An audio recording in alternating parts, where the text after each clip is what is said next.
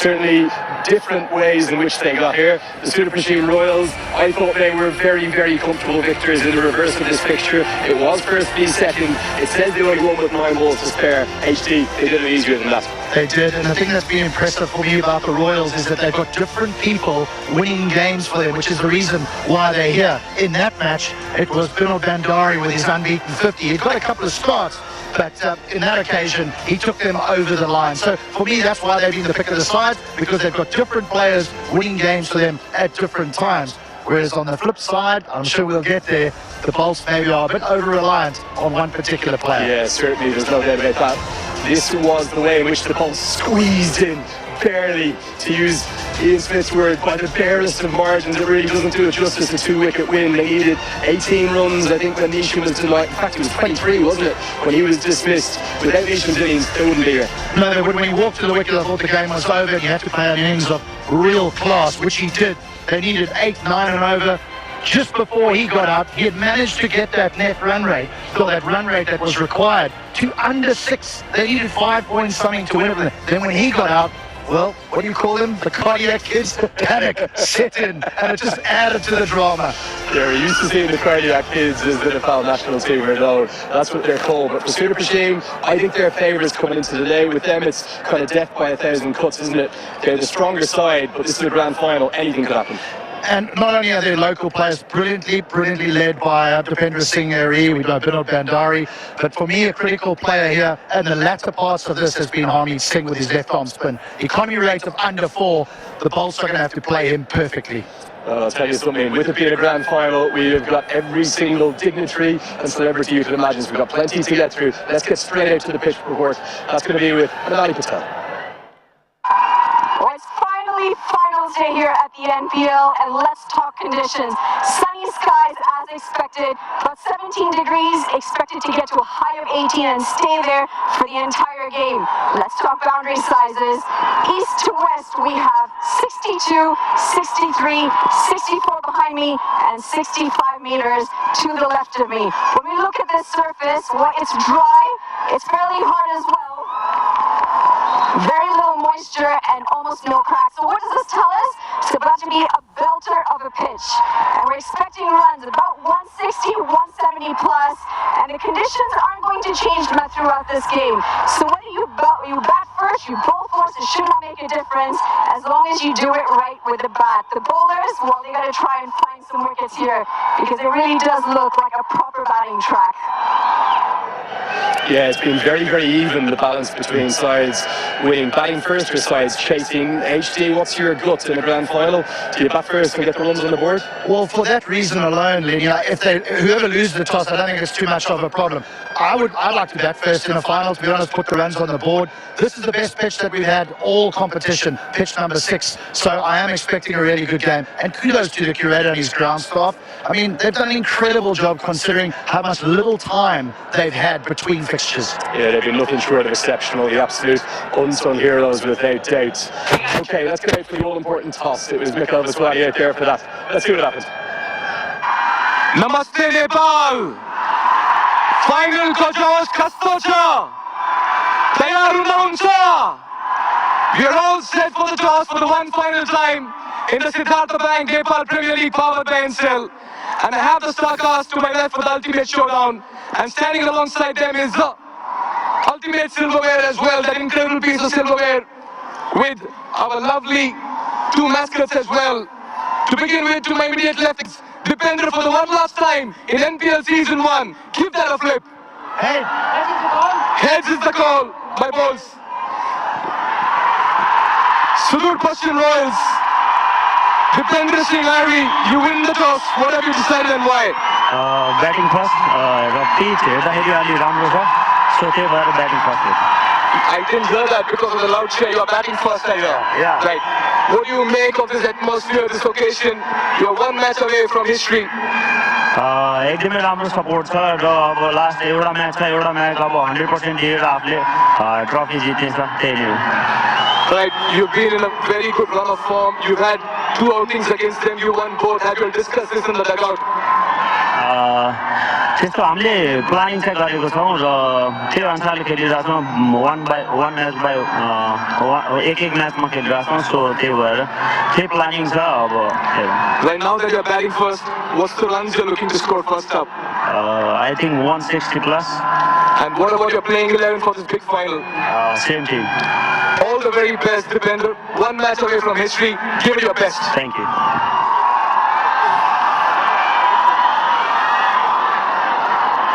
Asif, what would you have done had you won the toss? We were looking to bat first as well, but it's okay. It gets better in the second inning as we have played a lot of matches in the queue. So anything below 170 will be a good score to chase.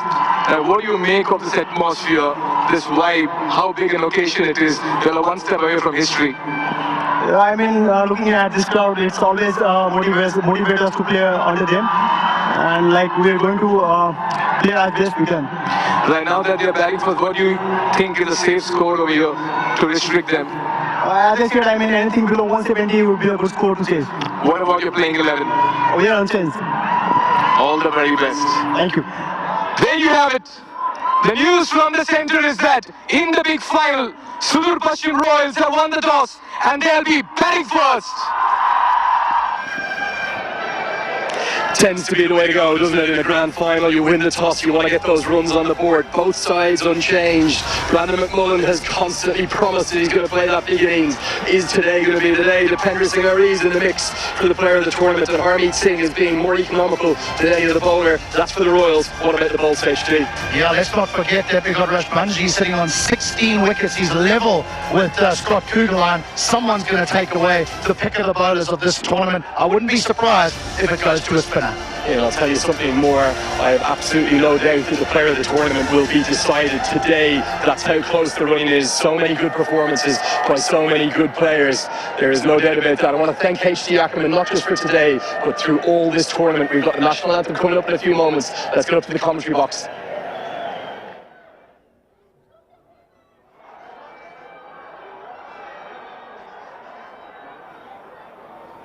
Thank you very much, Andrew and HG. The moment we've all been waiting for has finally arrived.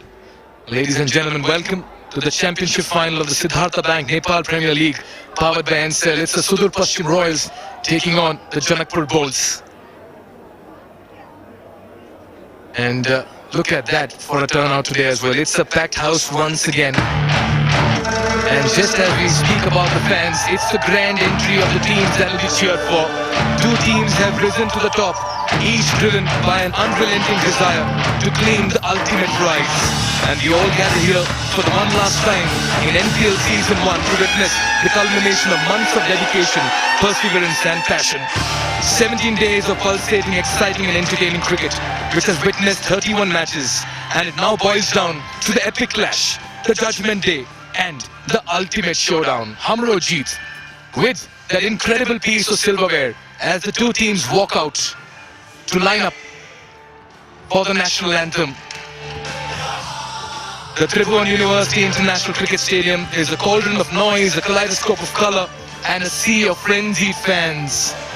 And we are all set for a very, very special moment as well. The air is electric and the excitement is infectious.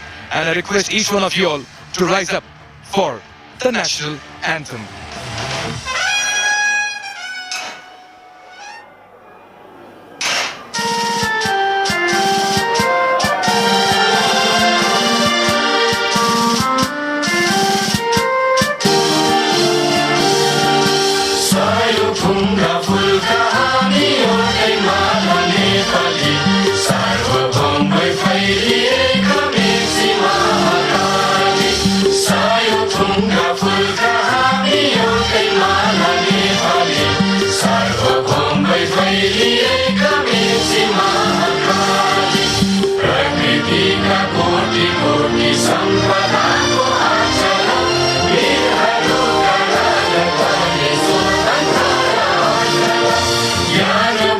शांति भूमि तारे पहाड़ी माला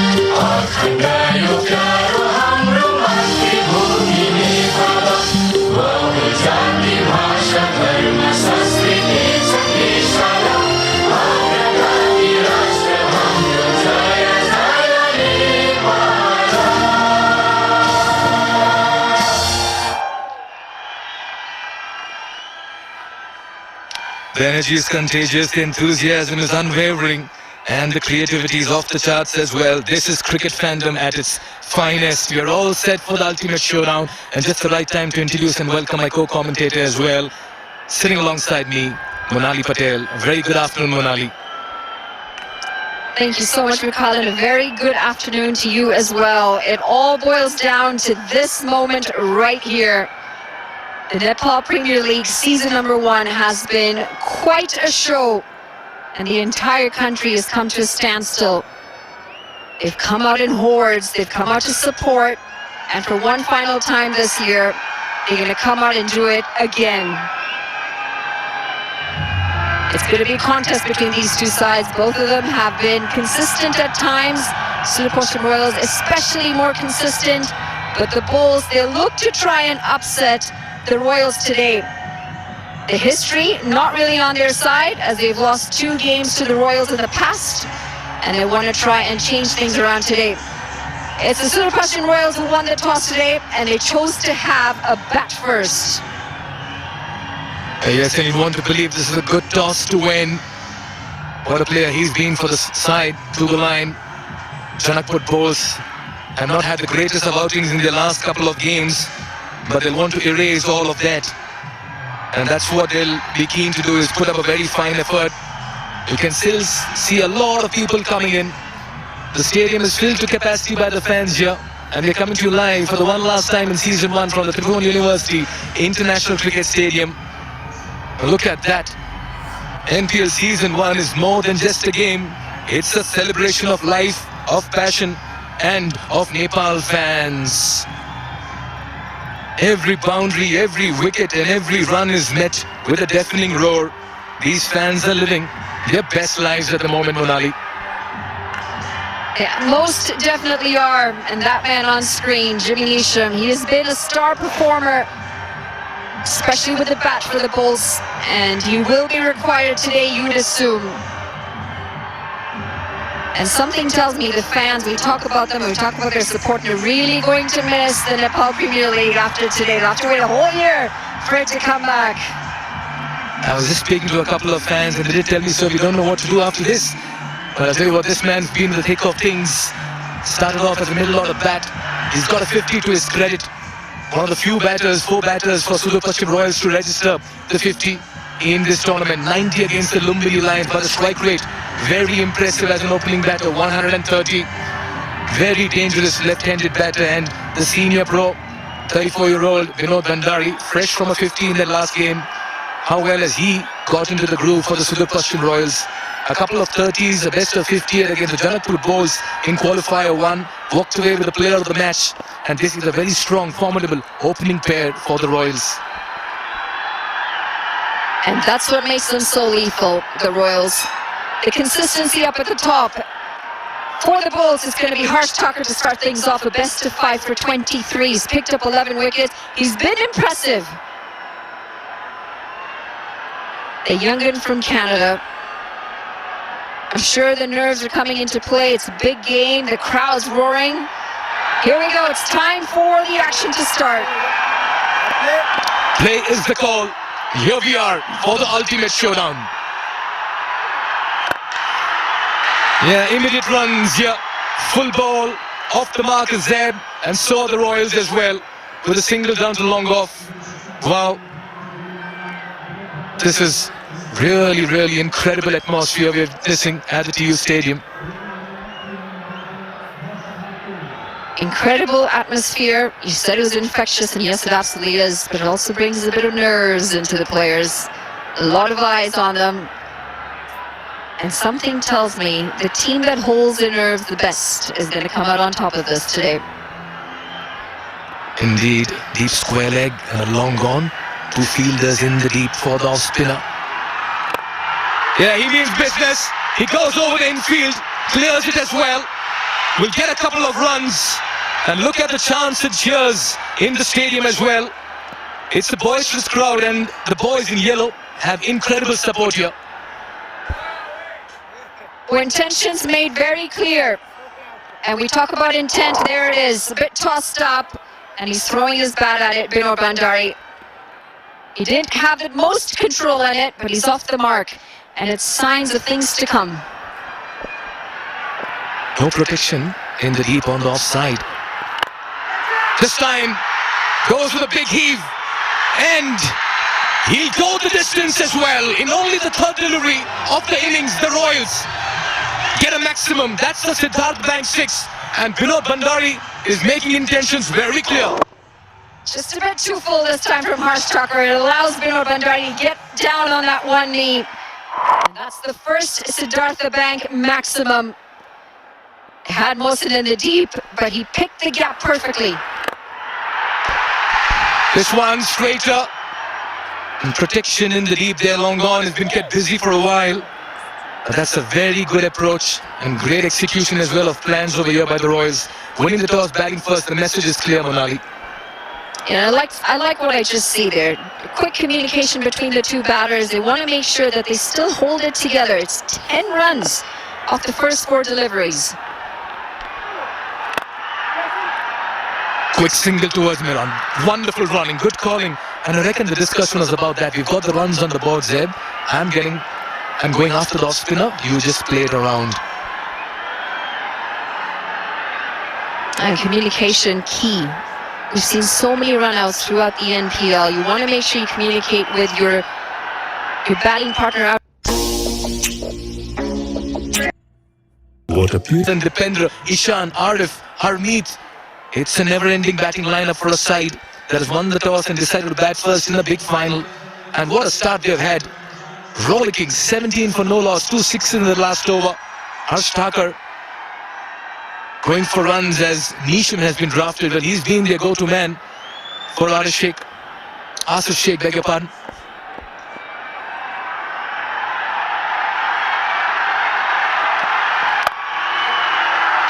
Driven. He's looking good, and he's happy getting to the other end. It's a good line to start from Jimmy Nisham, though. Carefully commit on that back foot, not too short. Got our on-field umpires. It's Bismillah Jan Shinwari, the man from Afghanistan. Alongside Rashid Riaz, currently going to square leg. Yeah, he'll have to do a bit of running. And there is Mr.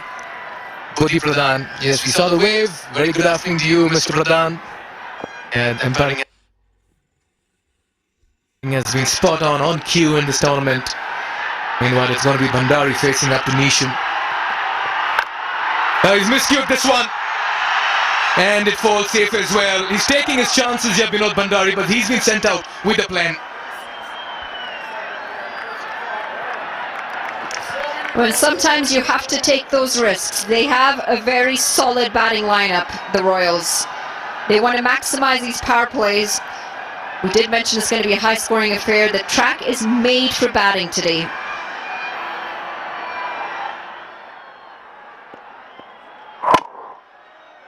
This one tried to go down the ground, and he absolutely hammered it. It went all the way for the first few runs, as this is going to be more runs. 5 wides. They want to start better than this, the Bolts with the ball. And the pressure will be felt for the fielding side. Drifting down leg. Not much could Milanta do behind the stumps. 5 wides. And in 8 deliveries, the Royals have already moved, or should I say raced, to 24. The Royals are unbeaten in their last 4 games. Beautifully driven. Work to do for the field and the deep. They're pushing for the second. And Zev will get back as well. He's playing along the carpet and he's looking very elegant at the moment. It's a good stroke. Jimmy Nisham bowling a hard length, but he waited on it. And it's a positive start. 26 already in just 1.3 overs. Dipendra Singh Airi, the skipper, he's going to be happy with the start. You could just see those wheels churning away in that brain, constantly analyzing. Good single, good run, good calling, good response. And this is what you need with the boundaries, turn the strike around. Now they've beaten the JanakpurBolts, as you mentioned, Monali, twice in their last 4 games. Josh Trump, cutie pie, would you like to go on a date with me? Well, I think Josh Trump might have a date if he wants. All I can ask him is, how's the Josh?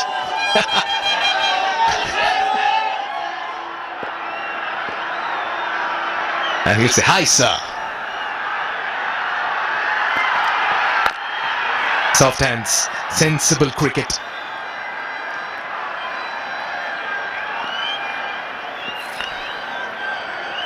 The history doesn't favour the Bolts at the moment, but they want to try and change that today. 3rd time lucky is what they're saying. Anil saw on screen with his broken arm, unfortunately out of the side. Poor timing with that broken arm, especially considering they're in the finals and they could have used that bat of his. Yeah, you've got to have the method in the madness over here. It's the big final. Here again, third up in the circle this time. They'll not be allowed a single. It's been a very good passage of play so far for the Royals. Batting first, they're 28 after 2 overs. It's been a niche show more often than not in the latter half of the chase or the innings for the Bolts. What a contest over here. As the go-to man, one of the best bowlers in Nepal, particularly the left-arm spinners that we talk about. The leading wicket taker, 16 wickets for him. Always been bowling in the power plays, and look at that for economy and average as well. A best of 3 for 8. He's been the wicket-taking bowler. He'll be up against Binod Bhandari. He's looking dangerous and destructive as well.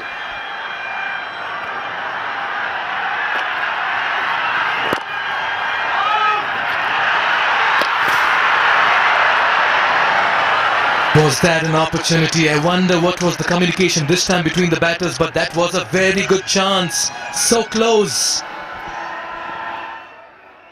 Have been a bit hesitant between the wickets, these two. Binod Bhandari, yes, no, sent back. I think he's the one who actually turned back. Noticed the fielder was coming in nice and hot. You don't want to run out at this stage. No way.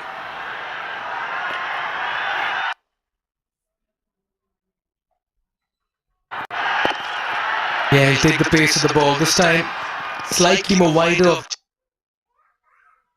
Jimmy Neesham, and they'll fetch a single.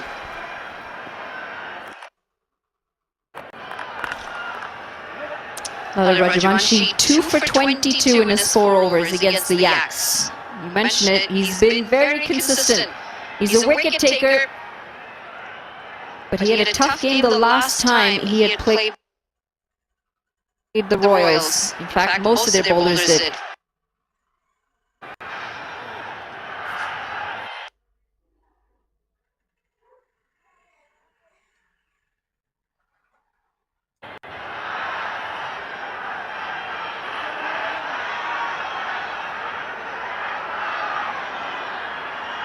Long on.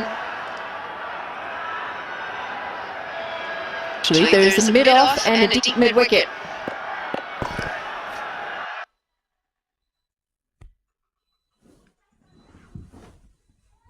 And a deep square leg.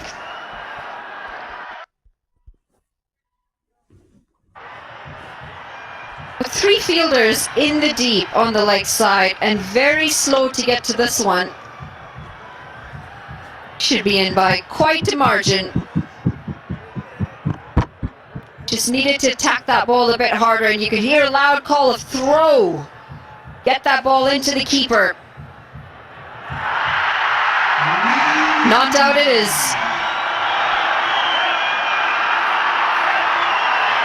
Yeah, you can sense a lot of support for the boys in yellow. The sudurpaschimroyals come with a fair bit of army and entourage over here. The fans are on their feet, waving flags, banners and scarves. And it's a rainbow of loyalty and devotion for both the teams. And that's what NPL Season 1 has been all about. Yeah, with a left-handed batter, the left-arm spinner, there's a deep mid-wicket and a deep square leg. You sense Zaib will fancy his chances. Nicely bowled. Exceptionally bowled. Saw Zaib coming down the track, fired it in. followed him. Such a level of confidence that man brings to his side. Dipender Singh Airi. Sweeps. This deep square leg, he'll get a single.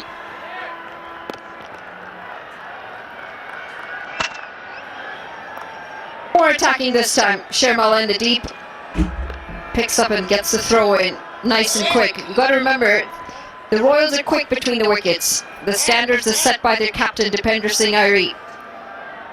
You fumble, they'll take the extra. You're slow on the ball, they'll take the extra. You can sense the energy and the urgency here today for the Royals. Trying to make every ball count.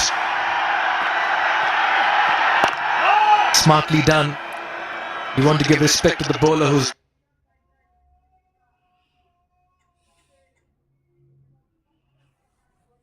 been in sublime form. This is a very fine. Yeah, using the depth of the crease this time. Too close to cut. Needs to be careful. We saw what Thakur did with Shikhar Dhawan a couple of matches ago in the league stages. The one that came in with the arm.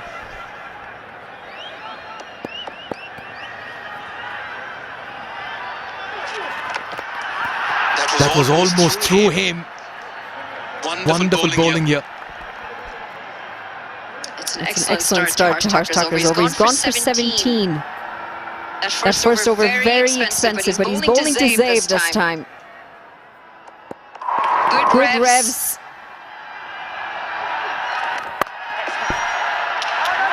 And it's a change of ends for Thakur, and now he's bowling to the longer side of the boundary as well, to the right-handed batter. Maybe that would have also prompted the captain to bring him from the far end, and that's a good move. And the large part of the second over has been to the left-handed batter, helping him gain confidence as well. This is nicely bowled. Yeah, just a bit of frustration creeping in here for Zaib. Just outside the line this time. Going at a bit of a slow strike rate, 9 off 14, and you sense that something's got to give this delivery. Surely can't be a maiden. Brilliant comeback by Thakur. He bowls a maiden and keeps things quiet just when things are running away from their grasp. It's 32 for Vector of Siddhartha Bank. A big shout out to both these gentlemen for bringing about a special outing in NPL Season 1. Mr. Lokesh Sharma there, sitting on some water, MD of TCM. Wonderful to have you as well, sir. A very good afternoon. Wow, heavyweights and great work by TCM. I'll tell you what, they put across a carnival, a festival of the Himalayas, and we've seen some amazing work done by the TCM team all through. Well, the dots are continuing to pile on here. This is the 7th dot in a row now, and it's been 19 deliveries since the last boundary. The Bolts are just starting to pull this back. Yeah, you don't want to offer too much room. You don't want the bowl too full, because both these batters are already in top gear walking into bat. Well, that's exactly what Lalu Rajabanshi is doing, allowing for no room. That one came in sharply to the right-hander. Yeah, just go in with the arm. Bowl it flatter, bowl it quicker. Now you can see we've seen 9 dot deliveries. Surely you just sense a release shot coming here. And he'll either find the boundary or find the hands of the fielder.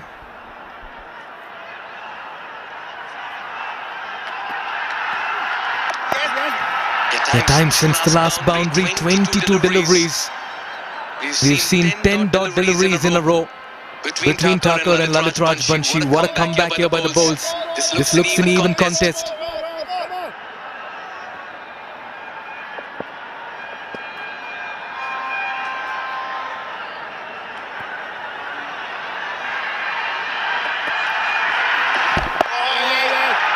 Wow. Momentum's a funny thing, isn't it? When it's going your way, you find those runs very easily, and then all of a sudden you have one quiet over and that momentum's lost. The last delivery, we've not seen a run come in all of the last over. And then now 5 deliveries in this one.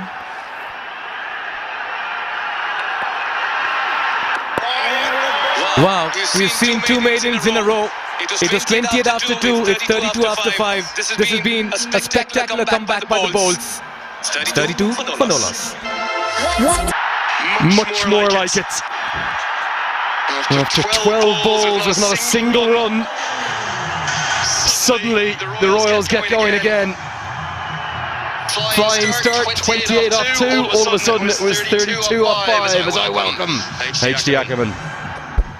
Gee, they played those last 2 overs poorly. This is better. Long batting lineup.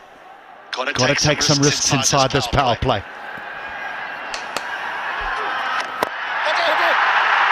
Just enough. Over the offside, Mahatso was right on the edge of the circle, but Zaid hits a whisk of spin this time and makes it back-to-back boundaries. Lovely shot, wasn't it? Little use of the feet, not quite at the pitch, but doesn't force it, just times it.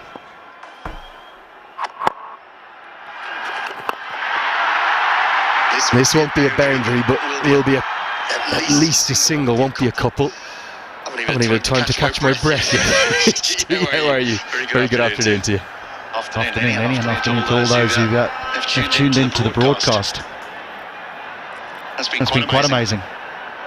Got off to an absolute flyer and then 2 poor overs with the bat. Granted, well bowled by Harsh Thacker and in particular Rajvanshi, but I thought that 2 Royals openers, they got caught up looking in one particular area, and when it wasn't there, then they couldn't score.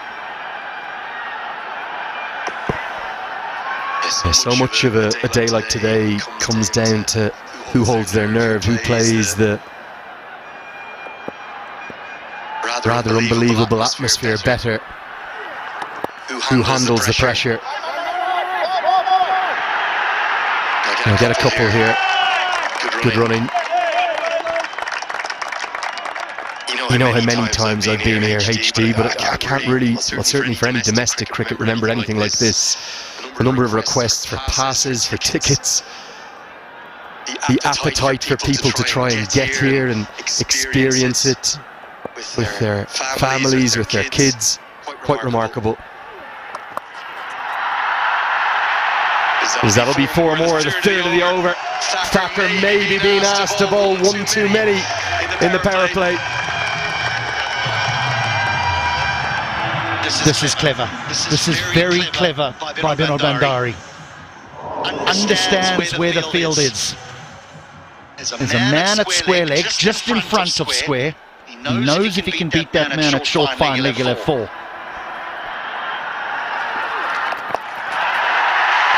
This time goes finer because the man has come square. Doesn't quite get it as to how he would like, so only gets a single. Ends the power play, it belongs to the Royals. The score is 40 diminishing returns, 2 maiden overs, no mistake in our graphics there. Overs 4 and 5, 12 consecutive dots. And then a return to good runs. As umpire Rashid Riaz says, that's the end of the first power play, so into the rest of the innings now. 5 fielders allowed outside the circle, and immediately Asif Sheikh, the standing captain, will take all 5 of them, and he'll turn to Kishore Mahato, who's had a really good start to the tournament, 11 wickets in total. Has just proved a little expensive in the last couple of games. Won't get the second this time. Same score, believe it or not, HD. I know they were chasing in that qualifier 1, but exactly 48 for none in the power play, the Royals. Maybe that's what they were doing in overs 4 and 5. They decided, well, we want to be in a similar position to what we were in the qualifier, because we won. Just talking about those the spectators, the fans, there's some landlords with buildings outside of this ground that could make some serious money in renting out space.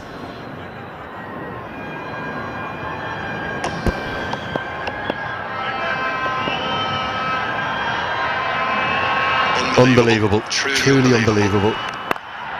Wouldn't be surprised if a few of those advertising hoardings were kind of brought down. 50's up. It's a trademark of any big occasion. I mentioned March 16th of this year. Mentioned May 1st and May 2nd, not just the first day, but then the reserve day after the rain. They will be anywhere, any vantage point will do. That is outside the ground. I can't help giggle at that. That's unbelievable. good news is they're not up in the trees. They're on stable ground. It's the way the hills carve into the Tribhuvan University campus. It was really, I can only describe it as ludicrous the last 48 hours, H. Not many people had my number in Nepal, and I was still getting spammed. Anyone who has a local number, I can only imagine what it was like for Paris Kadka. Requests for tickets, for passes. Gets it a good way in front to square and will get 4. Don't think it's gone all the way. I think it's one bounce. It's a stylish pull stroke from a very stylish cricketer, Saif Zaid. Just going to have a little look-see here to see if it's gone all the way. I think that Saif Zaid for me has been one of the surprise packages. It's going to be 4. In that he's been really good with him with the ball, played a beautiful innings of 90 earlier on in the competition. Not one of the names that you see around the world in the various franchise leagues, but I think this might put him up in headlines.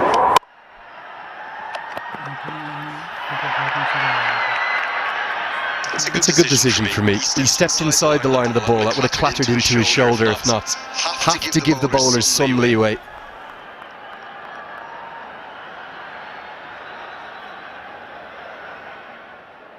A bit surprised where sure he finds himself bowling.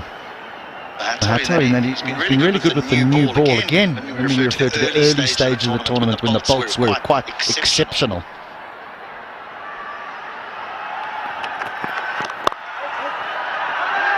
Goes to the block hole. Good diving stop from Mohammed Mohsin. He'll have a big role to play with his 4 overs. Royals 55 for none. There's probably about another 8 to 10,000 just outside the venue have got some kind of a vantage point, but they could have sold this out 5, 6, 7 times over, and quite simply, for a first season of a league, I've never seen the like of it. Well, a quite staggering statistic is one that didn't it take something like less than a minute for it to sell out? 400 VIP seats that hadn't been sold yet, which were I think the 800 rupee ones rather than the basic 300 rupee tickets, as Sharmal is going to come into the attack. They released them and they sold in under a minute.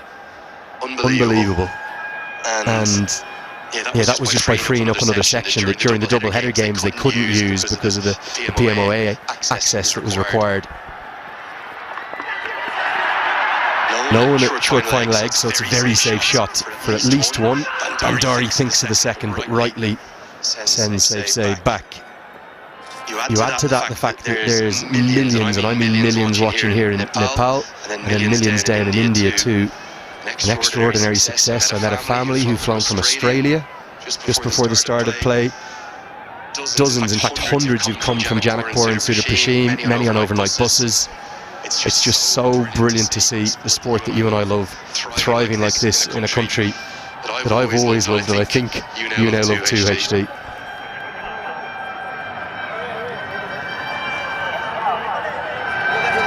I think it's captured everyone's hearts, to be honest, Lenny. Because many, me included, who arrived here and really had no idea what we were coming to. Might have just clipped him on the helmet, Binod Bandari. Yeah, just on the grill, so they'll have to go through some protocols, some concussion protocols before play can continue. Won't take too long.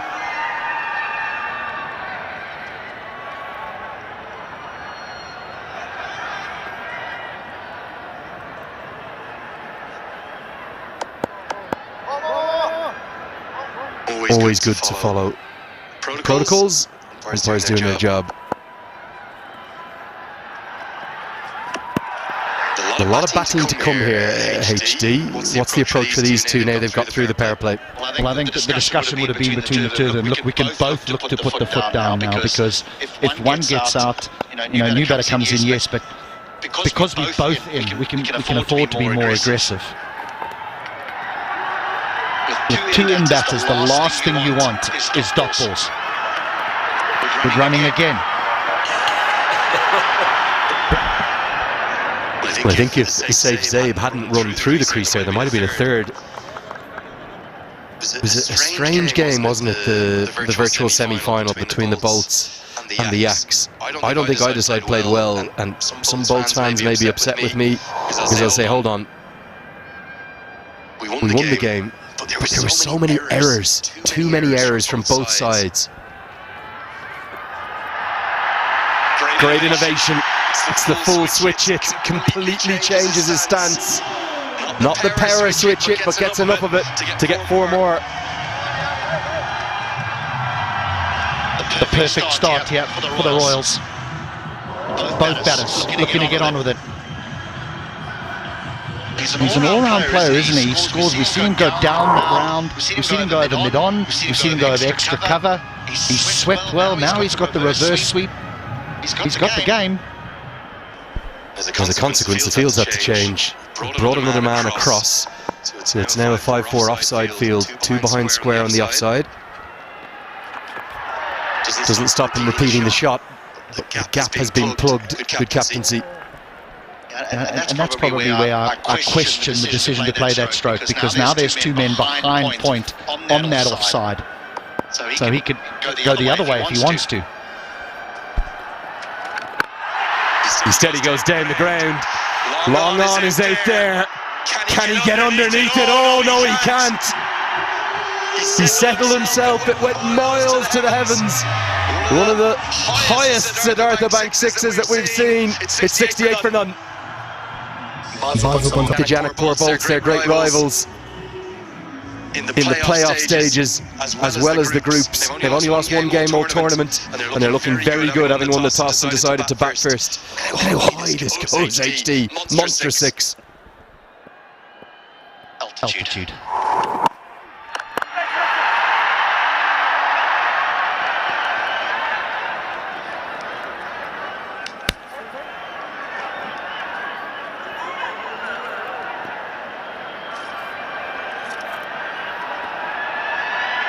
It's a much better choice of stroke. I thought he had played the reverse sweep and it got the field change that he wanted.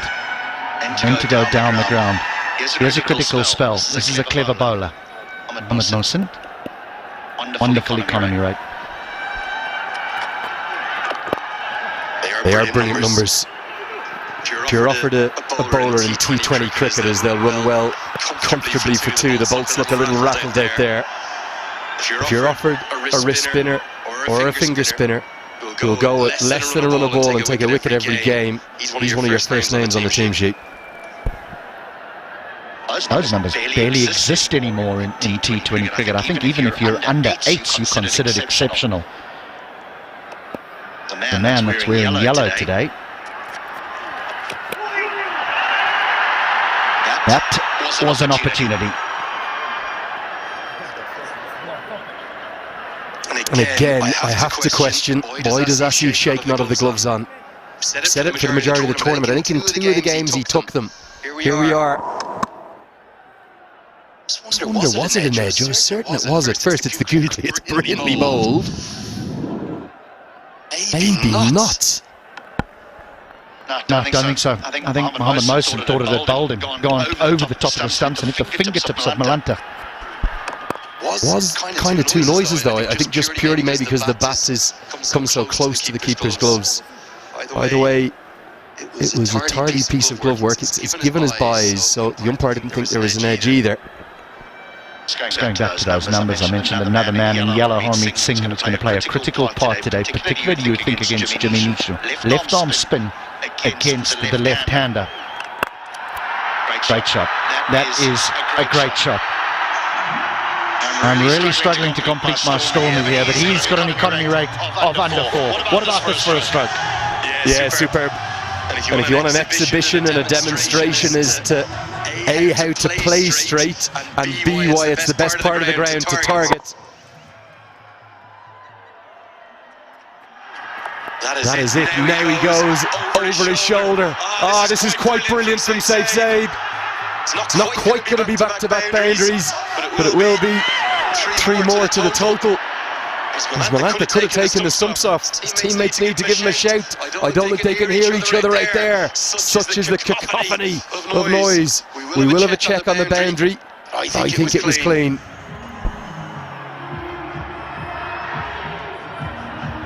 Easy. No problem. Having a look at the boundary, but... Yep. Not a boundary. Into the 9. 80 without loss. Past Zaid, but maybe even top spot. And a special mention for the lone Nepali batter in there, Rohit Paudel. As Jimmy Neesham returns to the attack. Paudel played the least number of games of everyone there. Was with him last night. He's going to be here today, the national team captain, and rightly so. He was quite brilliant this tournament, even though the Lions had a campaign to forget. Is there a way back into this game here for the Bolts? Something's got to change. They need wickets. They need wickets quickly. Just think of what's to come here. Brandon McMullen, Dipendra Singh Airee. There is plenty. Ishan Pandey, who's had such a good tournament as well. So these two can play with all the freedom in the world. Oh, this is hammered. And hammered into the grandstand for 6. What a way to bring up your 50. It comes up 33 deliveries. 5 4s, 2 6s. And on the grandest stage that there is, this has been a quite brilliant innings from the Englishman.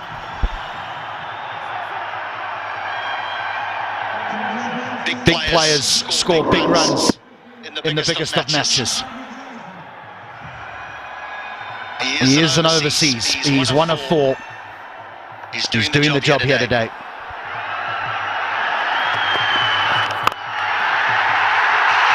Four more. Everything must go already as early as the 10th over. Neesham is not happy out there, roaring directions at where the fielders need to go. The Bolts in danger of losing their minds here. Well, the problem that the Bolts have, though, is that both players are able to hit the ball to all 4 corners of the ground. They're just struggling to restrict him to a particular area. You drop it short, he pulls you, you pitch it up, he laps you, or he goes down the wicket and hits you down the ground. This is a sensational partnership led by the left-hander.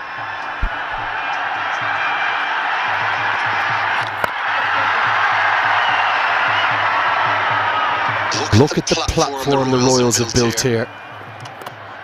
Nobody's crossed 200 in the comp. Don't want to put a hex on it or anything, but the platform they have, they may almost be disappointed if they don't get to the 200 marker. Yeah, surely. Yeah, the Kings, who we could argue didn't have the best of tournaments, they have the highest total. It's amazing, isn't it? The highest total going to a side that doesn't make it through, the most amount of runs at one stage when it was with a batter who hadn't gone through. But this has been an exhibition from these two. They are entertaining the masses.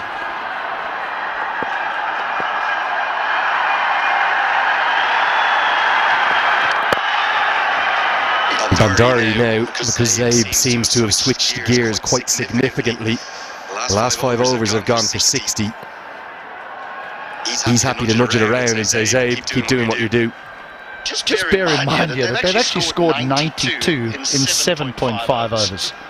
Because there were 2 maidens that just extraordinarily cropped up inside the power play. Lovely bit of bowling by Thacker and Rashbansi, but the rest have gone the distance. Well, it's the final winner of the Happy Dent Sparkling Smile fan of the match. Well done, madam. Very, very well deserved. I've said it a few times throughout this tournament, HT, one of the most transformational aspects of the fans that we've had in. We have seen kids, we've seen women, we've seen families. 6-7 years ago, it was really too dominated by men, and it's lovely to see every single person on part of Nepal enjoying their cricket. Congratulations to you. Hamper on its way.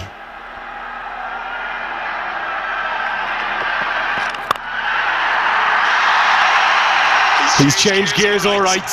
Zaid is flying, and Neesham, the double teapot is out. He doesn't know where to turn. It's the halfway stage. It's time for the players to have a drink, and you could argue the Bolts will need it a lot more than the Royals. It's 97 for none. Champagne with the trophy in their hand. A very good afternoon once again, Monali Patel. Very good afternoon indeed, Mikhail. And that trophy's quite epic. I love that it's got a piece of the Himalayas on it. Very fitting for the Nepal Premier League. And my goodness, have they come out in numbers today? The Royals fans will be happy. 97 for none at the halfway point. And this has been an exceptional half-century from Saif Zaib. Part of 7 4s and 2 6s. He started a bit slow, but once he got going, there was absolutely no stopping him. Bang, as often as he could. And he has played all around the park, regardless of the bowler that he's faced. Took Jimmy Nisham down the ground a couple of times as well. An incredible half-century, and what a time to get it in the finals. Oh yes, the boys in yellow have been on a leather hunt. Mawson to continue. No respite if you're a bowler, because that ball is going the distance today, and that one's out of here as well. Vinod Bhandari has been quiet for a while, but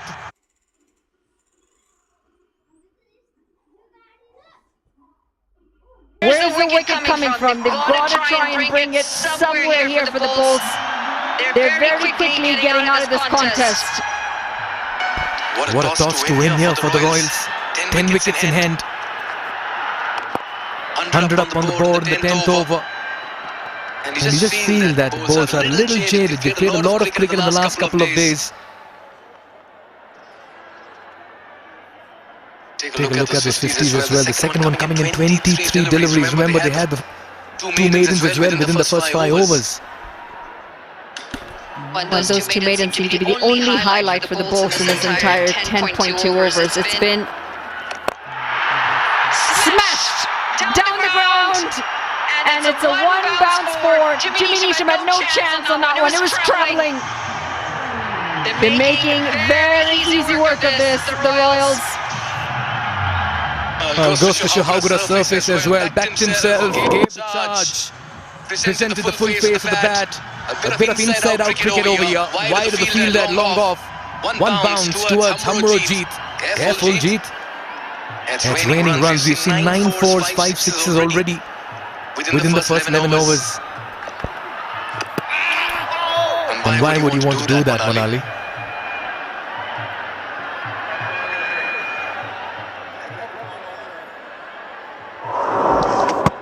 Well, you're batting so well, and then you try to bring out the switches. We see this so often. Batters are going well, they're striking the ball down the ground, and then they pull out that shot, and they're gone. And what a partnership this is turning out to be. 109 now. It's the largest partnership for the Royals. And this is, what a time they've brought this out. In the finals, you couldn't have asked for a better way to start the finals. You have to save your best for the last, they say. And what an occasion to come good as an opening batting pair. Look at that partnership, 10 wickets in hand. And what I really liked about Vinod Bhandari is today, he's brought in so much of maturity in this innings of his senior pro, playing like one as well. 13 coming up this over. It's 1-1-0 for left. Won the toss and decided to bat first. And both Zaib and Vinod have been on a leather hunt. Yes, it's been a wonderful start, wonderful event, and we're all set to have a listen to a wonderful conversation as well. That's because Andrew Leonard is with the man of the moment, the Secretary of CAN, Paras Khadka. Certainly am, Mikhail. Thank you so much to the Secretary of the Cricket Association of Nepal, Paras Khadka. Paras, it's probably going to be hard for you to sum up your emotions. You must be incredibly proud. I mean, it's just been unbelievable. Just look at the crowd today. We've had hundreds of calls since yesterday, from all of the bureaucracy to the owners to the ministers to corporate people. The whole country wants to get inside. You can see the crowd inside, and hopefully we'll use this to, get right perspectives in terms of the fact that Nepal now needs a proper cricket stadium. It's so difficult for us to manage everything right now. But having said that, the most important part here is that Nepal cricket's won. I think this tournament has somehow put us on a global scale, where for a franchise cricket with limited resources at our end, we have managed to make a mark. Yeah, there's no doubt in terms of as a first season, it could not have been more successful. I think if anything, you're under-exaggerating. It was thousands of people making those requests. I've got a stat for you. There's only one other league in the history of franchise cricket that has a one-run win, a one-wicket win, and a super over in its first season. That was the IPL. There are some shades, aren't there, of what went on south of the border in its first year here in Nepal. Our biggest... could be a chance. I'm just going to cut you off, Paris. As long off comes in and drops the catch. Big moment in the match. Save. Put down on 64. Coming back to you, Paris. Go on. No, I mean, see, it all comes down to the kind of ideas and dreams we put up in place. I think Cricket Association of Nepal, along with the governing council and everybody behind the scenes. There's been so much of hard work. Even for me, we're on the final day. I've hardly had time to watch a cricket match because you just have to take care of everybody around it. But everyone's put in a lot of effort, and I mean, comparisons are fine, but we're a young cricketing nation with big dreams. So all of these things will take place as long as the cricket is taken care of. Ball coming down towards us. Jimmy Neesham does the fielding. You must be so proud of something that we've seen here before, these massive crowds, the fanaticism for cricket, but that's always been for the national team. You think of March 16th, very first May 2nd last year. This is for domestic cricket here in Nepal. Did you truly believe it could be this successful? It has gone beyond our expectations, honestly, and also the love for the game. I can proudly say that now cricket has reached the grassroots in terms of viewership and ownership. Each region is being represented and everyone's in it for their own team. That's the kind of support that... Hammered away, fielder out there, not quite going to get there. There's something happening every ball. See now, I mean, it's 11.4 and with 10 wickets in hand you expect fireworks every single ball. See the kind of reception that the people have taken up to this league and to the ownership of the teams has been simply phenomenal, and hopefully with the kind of expectations that we have been able to generate from year one, in the coming years with a better infrastructure stadium, maybe cricket under floodlights, I'm speechless. Can I ask you about the years to come? I know you can't even really probably think about that just yet, but maybe not just here in Kathmandu. Is there a future where the Nepal Premier League expands outside of the valley? Absolutely. There have been a lot of investments that are coming in various places inside the country. In 3-4 years, we could go to a home and away matches. We may not have 8 grounds and stadiums straight away, but even if it comes down to 3 or 4 stadiums come 3rd, 4th year, it'll set a benchmark for what cricket is and what sport can do to a country. We can see for a fact that the country is united by one sport, everybody under an umbrella, and Cricket Association Nepal is trying its best to, decentralize the sport. So I hope in the coming years we can go all over the country. Hammered down to long on, taken! The first wicket finally falls. Save down to 69, up to the commentary box. Here finally a break here for the JanakpurBolts, and Zeb, after a very fine innings departs as Kishore Mahato strikes. Much needed wicket here for the Bolts. They've been playing catch up, they've been on the back foot, they've been quiet. Much needed is an understatement here. Finally a catch is held on. He was trying to go down the ground. Didn't have the distance this time. And this is a well-judged catch, well taken by Lalit Rajavanshi. The first one finally falls. It's Saifali gone for 69 off 43. And the Royals are 117 for 1. We're going right back. This is the biggest win that we have come out of this tournament. Moving forward, like I said, sports is entertainment. Nepal cricket over the last 25 years that I have been involved with as a cricketer and now as an administrator, there's so much that we need to give back to our fans. The fans have been our biggest stakeholders with infrastructure being built, with better investments coming in. I feel this sport could ignite a very big economic industry, which is going to help a young Nepali dream of achieving the impossible, and also most importantly, the most important factor is that cricket and sports can now become a viable industry where the youths can get into it and earn a livelihood for themselves. And it's not just the cricketers, it's the whole ecosystem of caterers to advertisement businesses to volunteers to social media to everybody involved in this ecosystem. Lalit Rajavanshi back into the attack here. There's no doubt that this country is starting to really realise its potential, and this Nepal Premier League and the exploits of the national teams, the cricketers are really doing that. We haven't. And for all of our cricketers who play this tournament, the ultimate dream is to go on to represent Nepal and make sure Nepal wins every tournament we play. The benchmark's been set. Hopefully we can keep up the momentum and keep building up from here. Just a quick final question. You talk about those halcyon days, March 16th last year, a day that anyone who is here will never forget. No one's going to forget today, are they? What are you proudest of across the whole event? I think it's just been tremendous work from everybody involved, the whole cricketing fraternity who's part of Nepal. Bolden, we have a second wicket. And Paris, we're going to thank you, wish you well, and go back upstairs to the commentary box. Yeah, good passage of play for the bowls. They've just found an opening, and it's also the ultraviolet ballistic moment of the day. Raj Banshi, as always, amongst wickets. This is a big moment. It's a big wicket. It's that of Vinod Bhandari. Into the stumps, and now both openers are back in the pavilion. This momentum could be just what the Bulls needed at this time. Going deep in his crease, nowhere close to the ball. And Lalit Rajbanshi finds the gap. He's batted well, Vinod Bhandari, but he goes for 41 off 31. The Royals are 117 for 2. Yeah, 2 wickets to fall on the same score of 117. Bit of mini comeback here for the Bulls. Certainly you can sense that they're feeling the energy now. They looked a little jaded in the field. Harmeet Singh walks out. He's always got a promotion with the bat. He's been a superstar with the ball, but he's not had a great outing. Just 14 runs and a best of 13. He can certainly bring out a wide range of shots. Will it be today? He's up against Raj Banshi.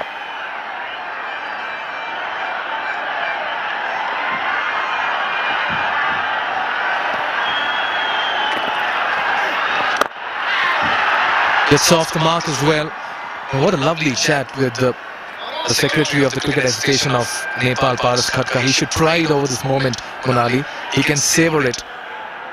It's been a very, very successful and a runaway hit across the global cricketing globe. And it's been quite a standout here in Nepal Premier League, and he really is an anchor to all of that. But Brandon McMullen out in the middle, a best of 53. He's got 187 runs so far, not a bad strike rate.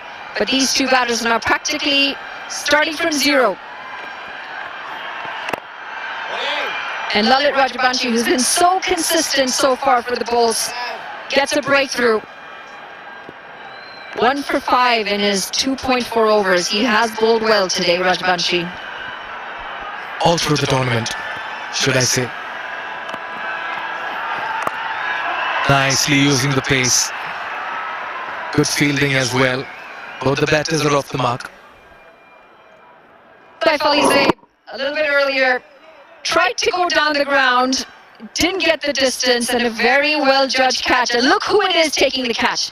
Lalit Rajbanshi. He's played a good hand so far in this game. 1 wicket, 1 catch, and he's held down that one end. Just the 6 runs coming off of his spell so far. Yeah, looking to go big over here. Harmeet Singh, he's been sent out with a message. And he'll push for the second. They'll get a couple of runs here. Another very good over by Raj Banshi.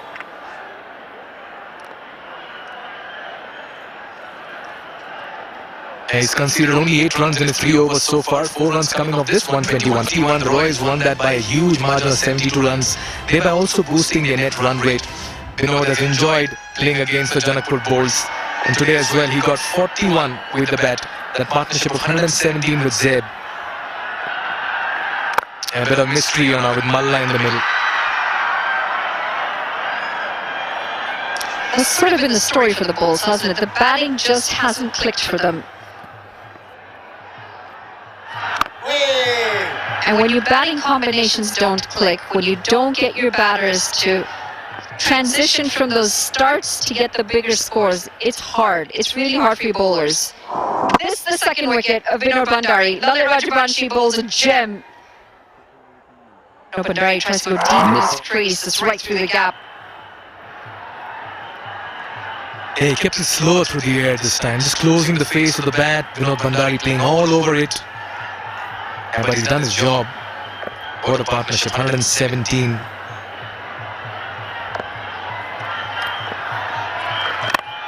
Yeah, just picks it between mid-wicket and long gone. Get a couple of runs Now the JanakpurBolts have lost 3 games this season and have lost 2 games versus the Royals and 1 versus the Chitwan Rhinos as well. And there he is, Vinod Bhandari. What an innings he played, 41 and 31. 58 in the last game, unbeaten against the same team.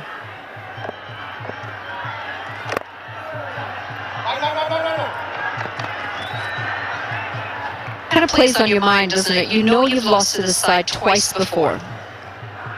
One of them was a big loss, 51 all out with the bat. And surely they're thinking, we have to back ourselves today, but it's not been a start that you can back yourself with. The bowling's gone all over the park.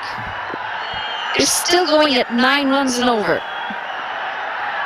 And you feel maybe this is the point in time when they can just pull it back. As this one slapped through the offside. That momentum, they just now need to start to switch to the bowl side. But that's if they do the right things and put the pressure on these 2 batters. And just looking at the cricket they've played in the last couple of days as well, Monali. They played their last league game. Take a look at this, sliced. It was in the air, but wide of the fielder at backward point. Back live, over the bowler's head, into the side screen as well. McMullen with long levers, frees his arms and gets plenty of bat on it. What a way to end over number 14. 12 runs coming off it. 1 the projected scores.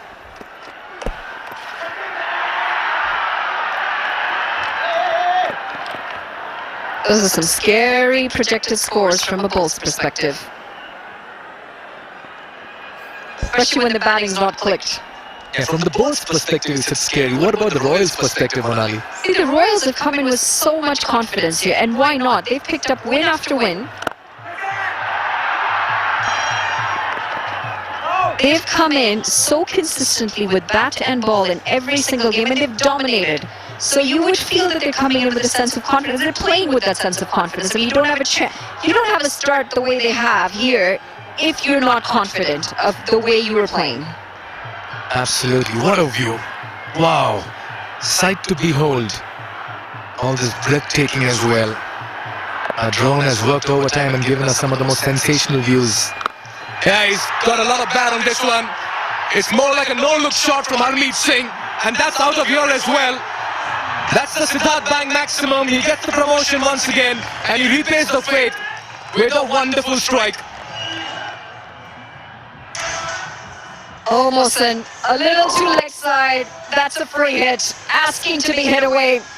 And Harmeet Singh's not going to miss many of those. Swinging into the leg side. The fielder might have thought he's in contention for a very short time.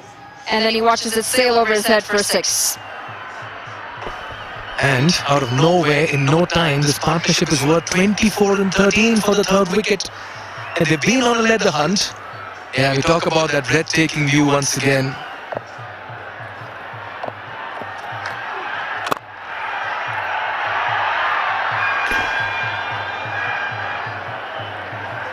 Talk about the breathtaking view. Have you been out at all? Every time I've asked you to go and explore, you said, no, I'm too tired. I'm just too immersed in the cricket, Monali. When you're not on the field? Yeah, I'm just too immersed in the way the game has been played. And yeah, I have gone a couple of places. In fact, I've had the good fortune of seeing some very, very beautiful scenic views as well.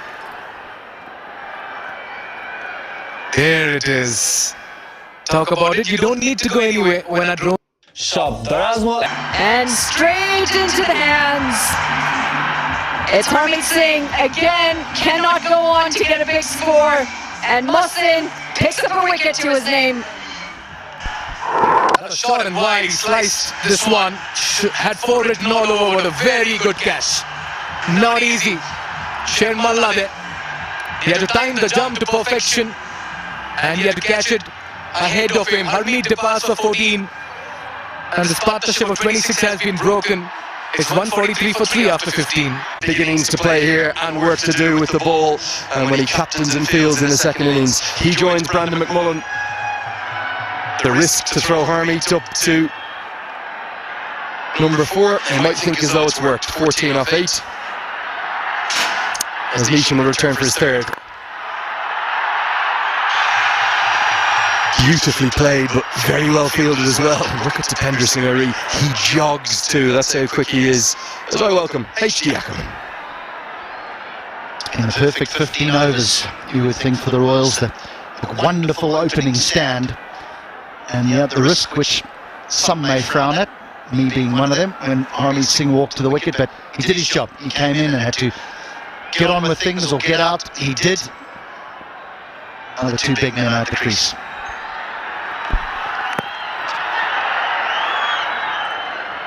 I suspect there'll be a roar of anticipation as the Tiger will come on to strike for the first time. This is the wicket. Well bowled, Mohammed Mohsin, hidden away a long way outside the off stump, outside the hitting arc, and an excellent catch from a young man who has a big future. I promise you that, Hilton. Hemant Dami, we barely got to see him this tournament, but he's a fine fast bowler. He comes on as a sub and he has his moment. Not an easy catch. Fast hands will allow Irie to get off the mark with a couple. He just forces the fumble, forces the error. He wants a third, but McMullen has ended up on his backside. You cannot take your eyes off the entire playing oval when he's out there. Well, from a fielding perspective, the first job is to get to the ball as quickly as possible. The next job is to get it clean in the hands. But while he's running between the wickets, the outfielder often just looks up a little bit and then up, and the fumble is more than enough for him to get through for two.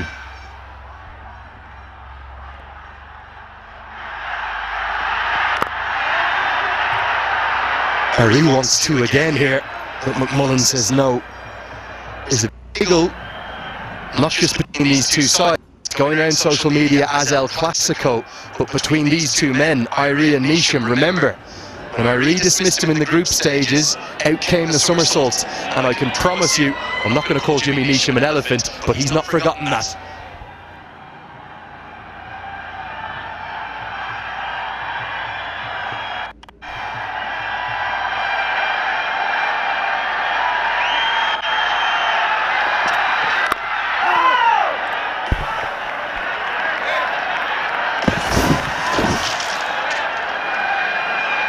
As we heard from Paris Kadkar, thanks to all our sponsors, including Ultraviolet, that's the F77, imagined at the intersection of design and technology. Really beautiful bike. I was on the back of one of those this morning. Only way to get here when the traffic's as heavy as it is.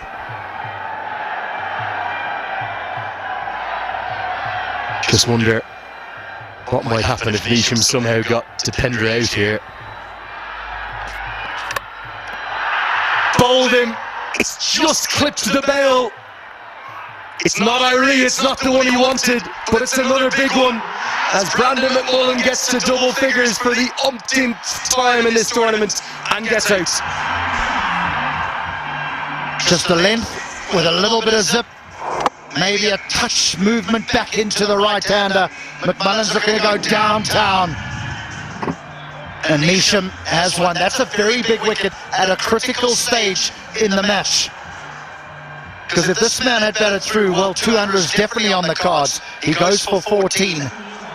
Maybe, just maybe, the Bolts are scrapping back. 149 for 4. Amazing to think of his bowling figures as the 150 comes up against the carnage of the rest of them, HD. Yeah, 1 for 9. That single bringing up the 150. I am a little bit surprised about Ishpandi not coming in here. Forget the left hand, well, not forget the left hand, right hand combination is a very good point. But the fact that Dipender Singh Irie at the beginning of his innings relies heavily on between the wickets running, quick stuff, quick signals. I'm not sure he's going to get the same response from Kugelan as he would from Pandey. But Kugelan is sent in all out attack.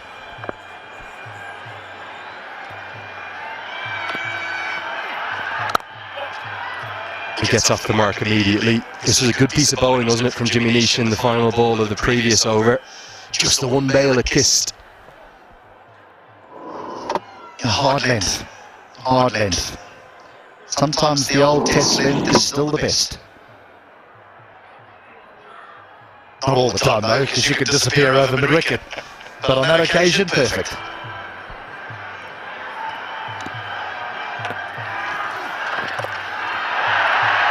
shot you don't see too often from defender Singh, purely because of where the fielders are. I've no doubt that Irie wants 3. He's almost willing Kuggelein to come with him, and he does just about get there as Shermala holds his arm after the throw. It's a shot that can be utilised just to manipulate the field to the way you want it to be set as a batter.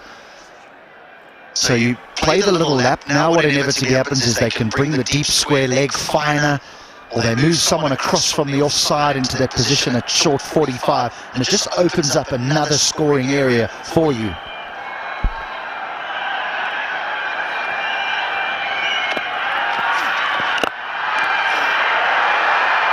Good check of the stroke from Kuggelein because he didn't get there.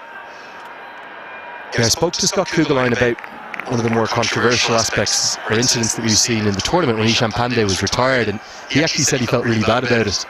And then he watched back the coverage and he said, I know you and HD were spraying me to the heavens and I deserved it because I don't know whether it was the right thing to do. They asked me to go in and have a wind, and then I just couldn't get a hold of one. Ended up, I think, with 3 or 4 or something like that. That was Ishan Pandey being retired out. I certainly never blame Scott Kuggelein for going in. He didn't grab the coach by the scruff of the neck and say, send me in. Right, when he came down the wicket the last time to Rajbansi, I actually think he just cramped himself a little bit for room. He wants a little bit of freedom to be able to swing those arms through the ball. This is a big delivery here.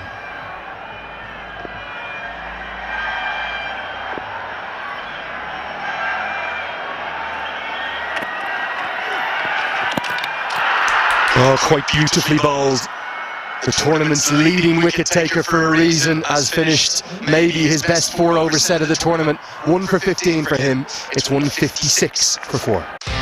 Just said, can we just go upstairs just in case? Front foot's absolutely fine, nothing wrong with that. And I also think at the other end, I'm not even sure who appealed. Keep your eyes on Malanta here, but we should see if there was an appeal. But absolutely fine, so Shinwari just wanted to double check it. Not out will be the NPay umpire decision pending decision on screen. 18 balls left, Tiger at the crease. What can they get to? Nishan wants his wicket.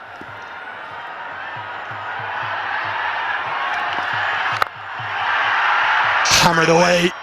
But protection out there, well placed, deep backward point. It is quite difficult now, isn't it, for the square leg umpire, because they don't stand in line with that popping crease anymore because of the run-out camera. Years and years ago, they used to stand directly in line and they would have to make that decision. Now they've almost got to get out of the path. So when there is an appeal, you can almost understand them going upstairs. Yeah, that's to avoid blocking off our cameras to give the best possible chance of the correct decision. There's Rashid Riaz, definitely a couple of yards behind square, isn't he? I just didn't see an appeal. That's why I was surprised they went up to the third umpire. You need an appeal, remember? Into the slot, one Kiwi to the other. Kuggelein gets a good piece of it, but he'll feel as though he's missed out there. He's going to think, come on, Scott, you need a boundary here, otherwise this fella's going to run you ragged. We were looking at that replay of them running the 3. That was Dipender Singh, not even in second gear. He was trotting. Kuggelein was all out to sprint back for 3. A little bit of a tortoise and hare situation out there, the two batters. The Royals are still on top here, but the Bolts are just gradually clawing their way back into this contest. It does look a good surface. It does. And what you don't want to do, and Kugelein's very aware of that, especially after the conversation he's had with you, is that he doesn't want to just swing and miss. He still wants to be scoring. Sometimes that can happen when you elevate a big hitter up the order, is they can spend their innings swinging and missing. It can cost the side. He can strike him though, can Kuggelein. Goes straight down the ground. A little unorthodox because he has to extend almost out of his shape. But he gets a good piece of it. Mid-off's up in the circle. 1 bounce 4. It is the adjustment to the stroke that makes it such a good one, because it's pace taken off and he has to just wait ever so slightly, and the opening of the face at point of contact is critical to the end result. Every batter there, their natural instinct will be to bring the bottom hand through to close the face and often lose their shape. Somehow it was a touch unorthodox.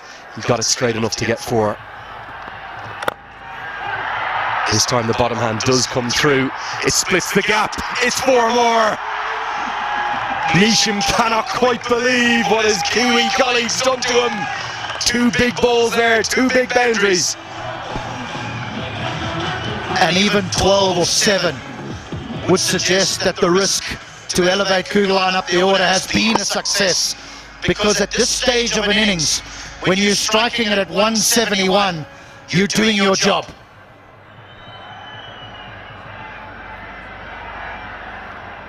His job now may be to go 2-4-6. Irene would quite like the strike in the 19th, I feel. Instead it will be a dot. Irene will get the strike. Nisham will finish with 1 for 44. It's 1-6. I think we're about to see something happen. Yes, we are. It's the big one. The Tiger falls to one of the bowlers of the tournament. Certainly the one who stood out the most with his wrist spin. It's Mohamed Mohsen. Just didn't get it fine enough. He uses those wrists so beautifully, does Dipendra Singh Nehri. But unfortunately, this time he picks out the man at deep square leg.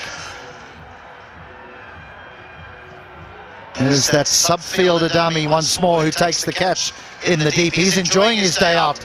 The captain goes for 9, 167 for 5.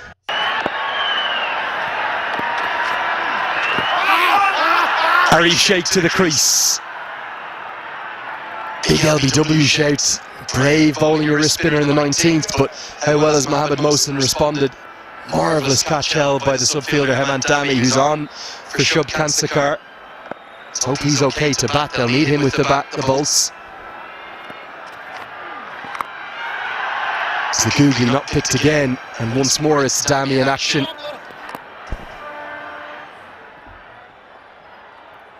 It's such a good tournament, Mohamed Mohsen. It's difficult to pick when he bowls that wrong, and that was the leg spin, and it was just the bounce because of how tall he is that led to the thick outside edge going all the way to square leg. Well, somewhere right now in Birgunj, in the Sheikh household, Mr. Sheikh and Mrs. Sheikh are having a very difficult time as to know who to cheer on. Arif posted last night, house divided, heart united. As Arif goes into the sky, deep mid-wicket out there. It's another one. It's Mohsen again. Rajbanshi takes the catch. The Bolts bouncing back into this contest. Innings just starting to falter. Just starting to falter. Not easy to walk in and be expected to hit the ball out the ground from the word go. But Arif perishes in the cause, looking for quick runs. 169 for 6. The young left-hander has had a fine tournament. I know he's impressed many, the way in which he's played. May naturally be a little bit more suited to the ODI game, but he certainly has played his role for the Royals, who've had such a brilliant campaign. I just question the decision to send not just Ari Sheikh but also Scott Kugelheim in ahead of him, particularly when Rajbanshi and Mohsen had overs left. This goes over the offside, another fielder there, but Nisham, I think he's misjudged it completely. It could have been 2 and 2 to close out the over, instead it's a boundary for Pandey. It's 173 for 6. Ball just keeps going away from him, to be fair. There's a bit of slice on it. Kugelheim has the strike for the final over. Another. They're tumbling like a pack of cards there. And Kishore Mahato continues his fine tournament with a big wicket of Scott Kugelheim. He crowds his stumps, Scott Kugelheim, and I almost think he'd be better off if he didn't, because that was right in the hitting zone if he stood on middle or middle and leg. Well, done the job. Mahato bowls it straight and says, if you miss, I'll hit. Kugelheim's 13 off 10. The Royals, they might get bundled out here. 173 for 7. To the crease. Pumps it down to long on. Pandey's quick between the wickets. That's great running for a couple. HD. After 15 overs, it was 143 for 2 with a ball to go. Since then, the Royals have collapsed to the heap. And it would be easy to say that they'll be disappointed with the last 5 or so overs of this innings, but they've still got an immensely difficult score to chase for the Bolts. Straight down the ground, 2 fielders there. Oh dear! A collision, the last thing we want to see. Akash Tripathi, I think, is one of them. They probably couldn't hear each other. The end result will be 6, but much more importantly, let's hope the 2 fielders are all right. So difficult to communicate in this cauldron of noise. Straight down the ground. Yours, mine, who's taking it? In the end, no one. It looks as though they're both going to be okay. As I glance out the window here,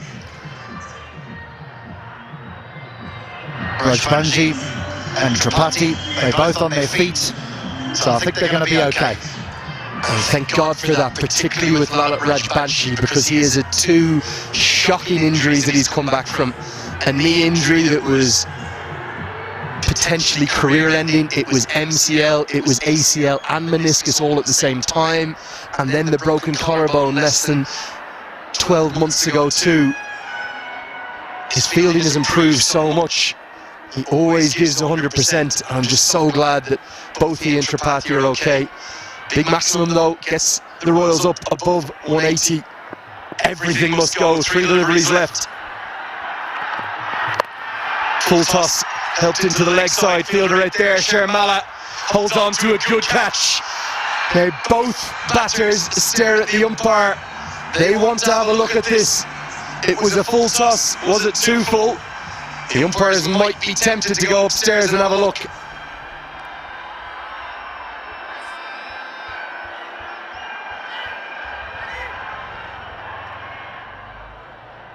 He's missed out here.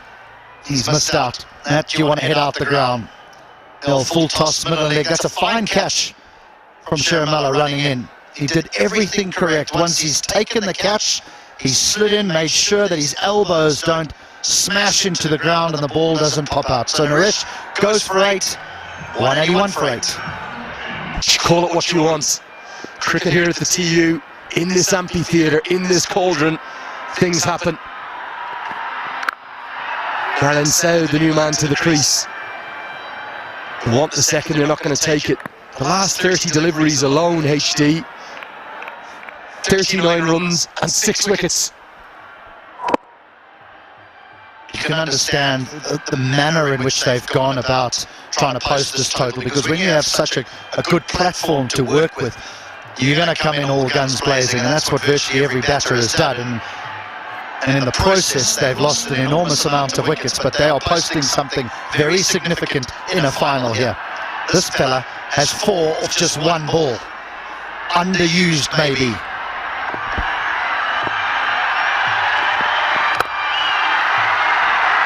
They'll probably try to run the second. They've got nothing to lose in doing so. Oh, he's dropped it. They might run a third here because the bails are up. Chaos again. 2 runs to the total and the wicket, the run out at the non-striker's end. That's Isham. The posted 184 for 9 in the grand final. This had to be one. I mean, they hadn't even turned when he started to throw the ball. Oh, the keeper has made such a hash of that. Milanta. It should have been one. They get two. The Bolts, they've got some batting to do. Well, it's a complete... Should have got to 200. They should have been the first team to do that in this first season of the NPL. It was a flying start, led by Saif Zaib, who played so well for his 69 off 43. Big word too for Binod Bandari with 41 off 31, continuing his excellent tournament. The rest, though, only bits and pieces. You know, the critical thing there's only one batter in Arif Sheikh who has scored less than a run a ball. It's everyone else, 117 of just 74 deliveries. It set the platform. The rest came in. Well, they played like millionaires. They had to play like millionaires because 200 was on the cards. They only end with 184. Still a good one. For me, all a bit too chaotic. A little bit of panic set in. I know 184 they'd have taken at the start of the day without doubt, but I think they could and maybe should have got more. But a special mention. Good diving stop on the edge of the circle, might be Naren Saud there. Andrew Leonard here with you. I'm delighted to have Manali Patel join me for the first time today. Manali, this day almost defies description, doesn't it? It's quite something. Thanks, Lenny. Quite something indeed.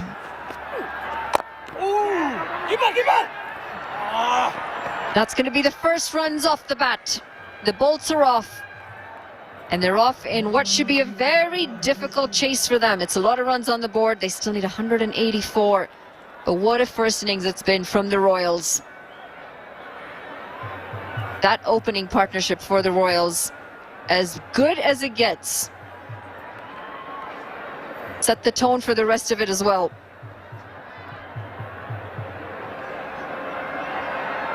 Yeah, I think the Milanta promotion back up to open is twofold. One, because it's such a large chase, required run rate over 9 right from the off. As Singh squares up Asif Sheikh, who does look shy of confidence. And then 2, it's the Harmeet Singh factor. He's bowled so well in the power play. They want that left-hand, right-hand combination to try and counteract his threat.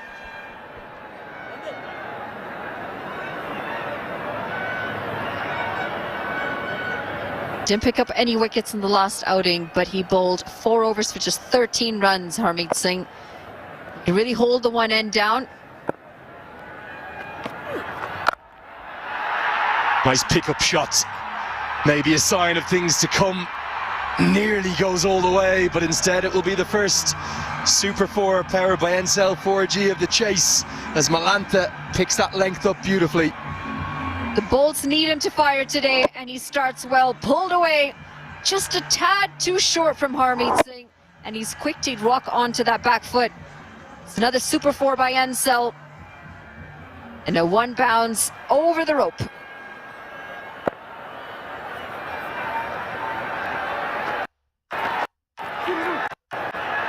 Slight change in the field as the man who was out in the deep comes from deep backward square, comes to deep mid-wicket. That's the captain.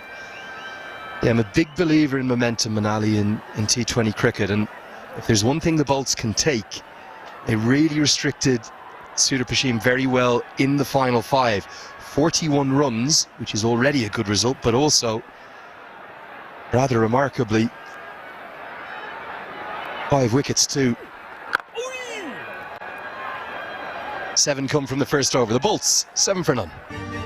Kathmandu and further down towards the border with India. So many have travelled a long, long way to be here today. Scott Kugelheim will want his crown back at the top of the table. He'll need 2 wickets to go past Raj Banchi to end as the tournament's leading wicket taker. Don't think anyone else close to in the mix in these 2 teams, although a special mention for Mahato's 13 wickets in the tournament, rounding out his excellent efforts with the ball. And good news is he's got his shirt back on his back, number 42. Lovely cover drive, that'll be 4. Sparkling start from Malantha. That's one way to face Kugelein. He's been quick. And why not take the pressure back onto him? Malantha, he's looking good. This time coming down the track. And he did very well. Just waited until the length was right for him. And placed it right in the gap. That's for education kits to school kids. Thanks to the Ensel Foundation for every 4 that's hit.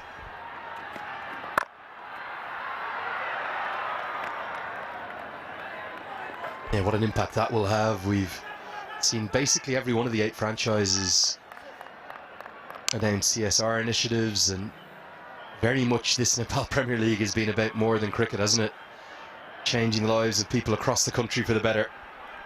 You've always got to love cricket with a cause. Because yes, the sport is fun, but the impact that it can have is massive. And why not use that impact to bring positive change?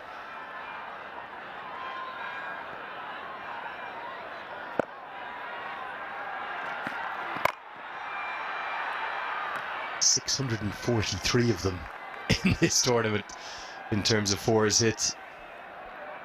Hundreds and hundreds of 6s and endless entertainment. Well, you had a really good chat with Paras Katka as well, and I love the vision that he has. It's not a 1-year thing, it's not a 2-year thing. He's thinking long term, where he can take this, how he can grow the sport, and how it can impact overall in Nepal. Yeah, and I think sometimes you'll see broadcasts around the world and you say, oh, do they really believe what they're saying? This has exceeded every expectation, not by a bit, by a distance. Cricket on the pitch, fans in the crowd, fans online, fans on TV. It's been the talk of the country, this tournament. Yeah, and you bring up a really good point. You hear a lot of things out there, but the thing that's really a standout for me, every time I've had a chat with Paras, is there is a passion there. And I suppose he's played this sport, he's played it for his country, and he can see, he's seen other parts of the world, he can see where Nepal needed it most, and he along with his team have come out with a standout product. That will fill Asif Sheikh full of confidence. He is shy of runs, but he is a class player. That's his first boundary. It's a decent start from the Bolts here, as Scott Kugelein gets a little bit of away movement, but that's placed well, just opens the face and lets the pace of Kugelein do all the work as that flies for another boundary. Yeah, simply too full, wasn't it? And punished. Taking the aerial route by Asif Sheikh. Drags the length back, Sheikh. Early on the stroke, if anything. 2 in the book, 16 for none. As Dipender Singh Ari's going to bring himself. So many volunteers here, and the curators, many of whom live at the venue. Maybe they've saved their best pitch for the final. It's a really good one, as Ari will come round the wicket. The rarest of things. Put that into a museum. A misfield from the Tiger.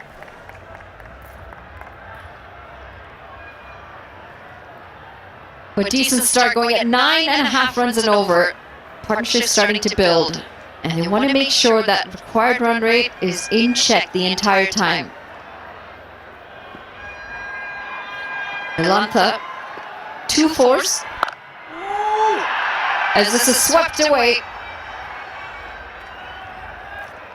And this is what they needed, the Bolts. They needed this positive start. Wickets in hand, runs on the board. Dipender Singh Ari. The Tiger. He's going to want to have an impact here.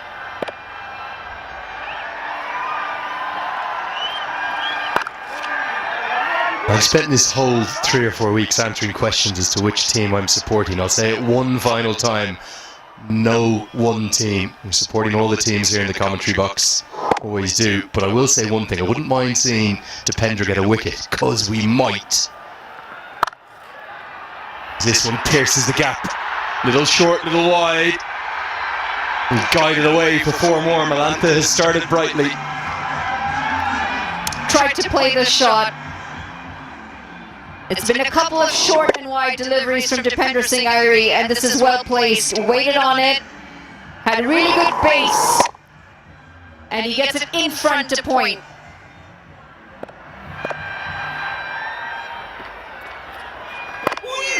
And the little iron ball that comes back in. The reason I wouldn't mind him getting a wicket though is just purely for two reasons. The noise around this ground will be outrageous, and I reckon the somersault might come out again. Do you know if he's ever tried gymnastics? That was very impressive. Multi-talented, no doubt.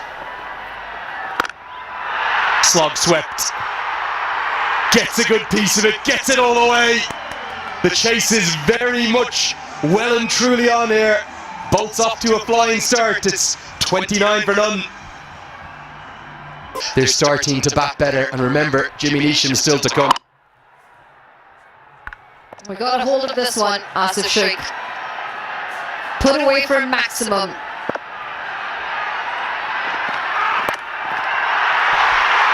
Four more.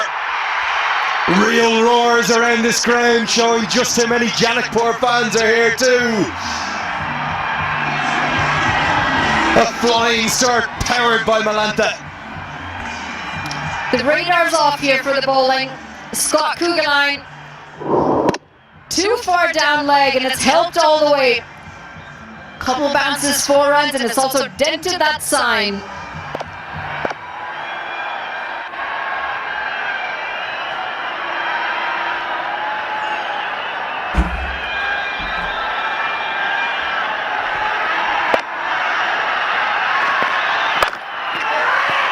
There's a huge amount of cricket to play here, but if this goes close and if the Bolts end up winning, Sudurpaschim will have lost it at points in their batting. It was chaotic, it was frenetic, it was frantic. It didn't need to be. They should have cantered to 200 plus. Especially with the start that they did. The start with that partnership was incredible. But you got to hand it to the Bolts bowlers, where they've just pulled that momentum back in their favour. And they're keeping neck and neck as well.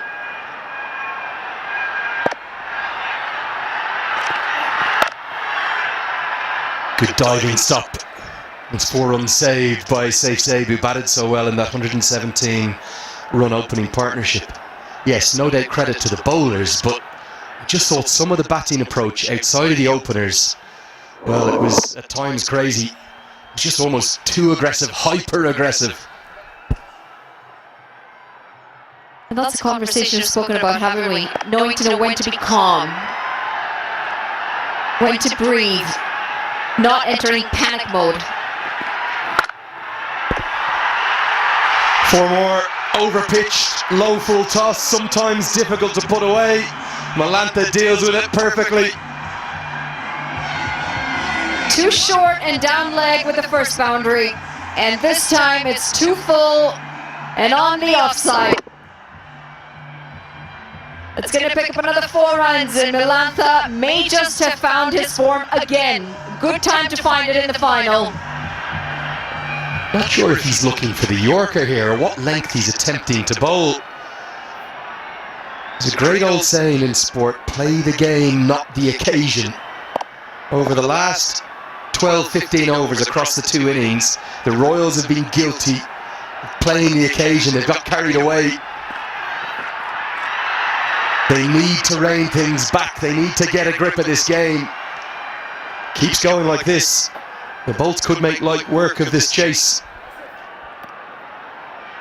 Well, wide. Scott Kugelheim has been guilty of bowling quite a few wides in the past. This time a bit too far down leg, and it's good to see Brandon McMullen come and have a quick chat with him. 2 boundaries have come off the over, now a wide. That means an additional ball. Required run rate 9 runs and over, and Malanta's off to a flyer.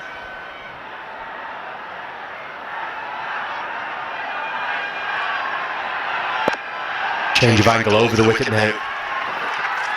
Same result. In fact, not just 1 wide, it will be 3 wides to the total. Said has to do the fielding. Got to remember, 8 games up to today for the Royals. McMullen opened the bowling in 6 of them. The reason he's not here, it's that left-hand, right-hand combination that's causing Kuggelein problems too. Turning out to be a lengthy over. 6 deliveries bowled already. They've still got 2 more legal deliveries to go. And the runs are coming in the form of extras, aiding this run chase.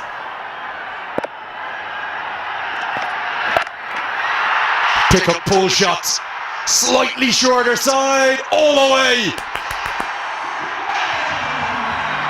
They are cruising here, the Bolts. What a start. This is the issue. You bowl the wide, not only are you giving the extra run, but you give that extra delivery that's going to go for more runs. That's exactly what happens here. A bit too short, it's sat up nicely. Milantha did very well to pull that, knowing there was a fielder in the deep. And just gets enough.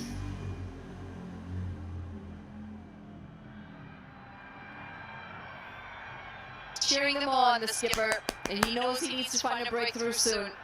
Doesn't want to give the liberty of the same sort of start with the bat to the ball. Chaos, another change in angle. Where have the basic plans gone for the Royals?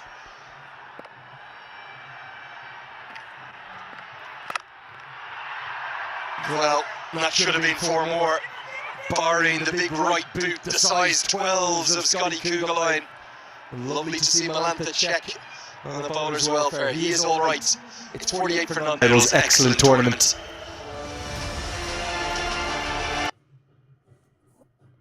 तो भव्य सजेको छ कि कुरै छोड्दिम यो च्यानलमा 2टा video आइसक्यो. Did well to get a boot there, but I was quite worried he might. And the 50's up in just 26 legal deliveries. It's short, it's only a fraction wide, but it's wide enough. And a precision piece of placement. Hit it at the umpire, Sheikh will have said. It's exactly what he did. It finds the gap beautifully. This game will slip through the Royals' fingers if they don't turn it around quickly. It's well and truly game on in the grand final. Oh, he struggled to find his line and length. This time a little bit better, a bit tighter. Allows for no room to swing, but just too short.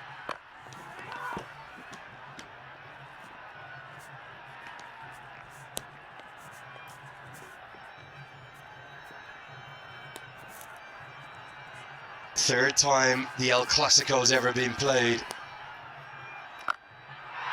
Slog swept again. Not out of the middle, but more than enough. And oh, a big chance. And a Calty.com crowd catch. I'm not sure it's a clean one, as 25,000 rupees just slipped through their fingers. Tees off. Slog swept. And Asif Sheikh goes a long way. Calty.com, our official ticketing sponsor. For every crowd catch, they give $25,000. Correction, rupees. $25,000? Yo! Where are we going? Where are we heading? I want to be on the...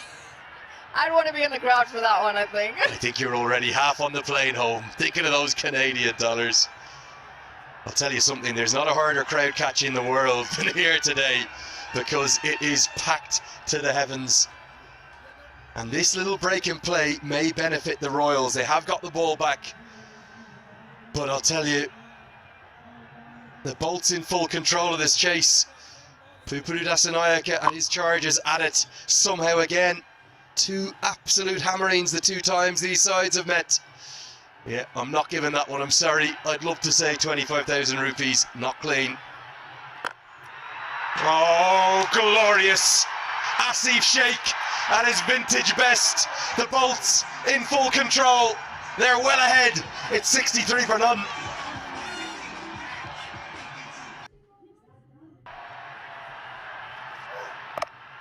Yeah, Bohra has been introduced. He's been the partnership breaker as far as Nepal is concerned. Yeah, but got to really give it to these batters. Put the pressure back on the fielding side, and on a surface like this, you ideally want to back yourself. I think also they've been very, very smart. We've seen Milantha be aggressive, but as soon as Dipendra Singh Eri came on with his off spin, Milantha just knocked it for a single and said to the right-hander, he's your man. And so they've just done their matchups really, really cleverly. Yeah, much like how Vinod Bhandari and Saif Ali Zaid played their cricket early on, farming the strike, taking the strike to the left-arm spinner or the off-spinner. Yeah, he's a sight to watch today. He's a sight to behold in full flow. Asif, the captain, is saying, it's time to make it count. You talk about leading from the front. You might give words of inspiration as a captain, but I tell you what, when you play an innings like this, your team tend to follow you. Everything right about that shot. Looked to play straight, didn't try to overhit it. Good follow through of the bat. He's looking $1 million this afternoon, is Asif Sheikh, the captain. And this partnership worth 68. Can sense the pressure for the boys in yellow as well. 184 in a big final when you're chasing after losing the toss, asked to field first. Wow, it's a good turnaround and response by the Bolts.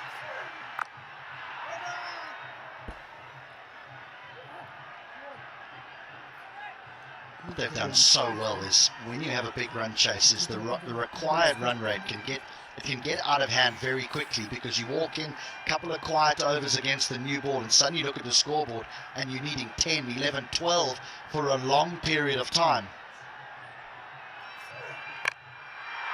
He's mistimed this one. Will this be an opportunity? Just falls ahead of the fielder. You've got to chance your luck in a chase like this. And Asif is ready to take on the bowlers as well. So what they've done well here is they've been aggressive from the word go, and they've almost got ahead of the run chase. The required run rate is just 8 to the over, and you rightly point out, it's a brilliant, brilliant surface for batting. It's extremely hard work to bowl on here.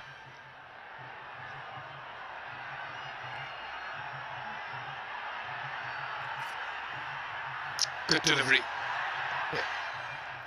Yeah, and that's why you... Oh, this is ordinary cricket. Needless throw. Extra run conceded. Bowl says thank you very much. And that's why you have to go back to the innings of the Royals as well. 117 for no loss to 184 for 9. They for 6.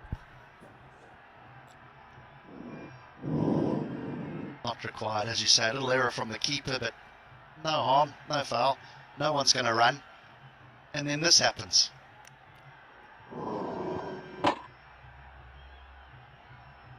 And when you're in a final, in the end it comes down to very, very small margins. Yeah, look, they lost a lot of wickets, but they still were scoring at a decent rate. You know, 180, we can't look past it and go, well, you know, how many were they short? Because they had the platform to try and accelerate. Every batter that walked in was trying to hit the ball out the ground. Yep, maybe they could turn around and say we should have got 200, but 180, they'll take that. He's looked good this afternoon, Milanta. Started off the campaign for the Bolts with 70 unbeaten runs, and today as well looking good on 34 not out. What a power play it's been for the Bolts. They've ruled. The left-handed Milanta, he's owed them a few wonderful start to the tournament, but then he's sort of fallen away. But he's played beautifully here this afternoon. Asif Sheikh, he too has come to the party. At the beginning he might have been playing second fiddle to Milanta, but right towards the back end of the power play, he owned it. Now only 4 men are required inside the 30-yard circle. You can have 5 out. Changes thick and fast. He has more left-arm spin. Safe. Good with the bat. Needs to be brilliant with the ball. And he has been as well. 11 wickets in the tournament, an economy of under 7. Remember, he'll be bowling to the left-handed Milanta as well. For the moment, though, he begins his spell with Asif on strike, who's matched Milanta shot for shot. Yeah, take the pace off the ball. Is that the mantra? I'll think of the bowlers was Rajmanji. I mean, they barely hit him off the square. His variation of pace is quite exceptional. Well, this is also the second highest score in the power play in the tournament, 71 for no loss. Bokra got 80 against Lumbini Lions in the league matches. That was 80 runs on the board in his first 6 So for a final, big final, chasing a steep score, this is a remarkable effort by the Bolts. I'll give you a statistic though. Out of the 13 highest scores, inning scores in the tournament, the Bolts aren't even in that lineup. This is way and beyond their highest total that they would be achieving here if they chase this down. Yes, they've been a side that has been found wanting with their batting, particularly on top, and with Anil Shah getting injured, a reshuffle on top didn't really help their cause. Milanta has finally got into groove. A lot of changes in the field here for the left-handed batter in the middle. With the ball coming into him, he goes off, finds the fielder. He just can't afford to pitch it too far up, because if he does, he'll go over long or deep mid-wicket. His length has to be perfect here.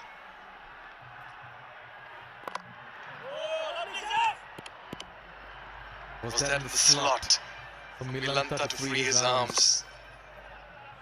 Time since the last boundary, 9 HD.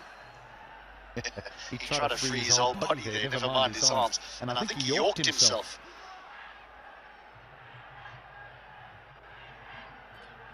Only 2 runs in this over so far. It's been a good and a quiet. Not so quiet.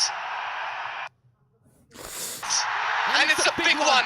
And it's the captain of the Dev strikes in his first over.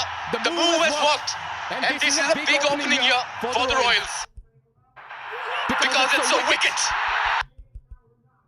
JanakpurBolts. And this is a big opening.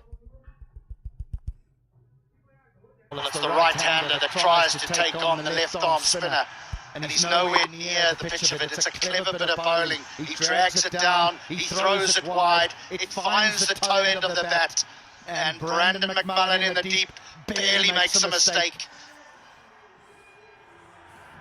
He got the runs, he's made the early breakthrough now. Asif Sheikh goes for a very well played 33. The Bolts have lost their first. They've got 73 on the board. Driving their teams with every ounce of energy, HD. Incredible, unreal scenes here at the Tribhuvan University International Cricket Stadium.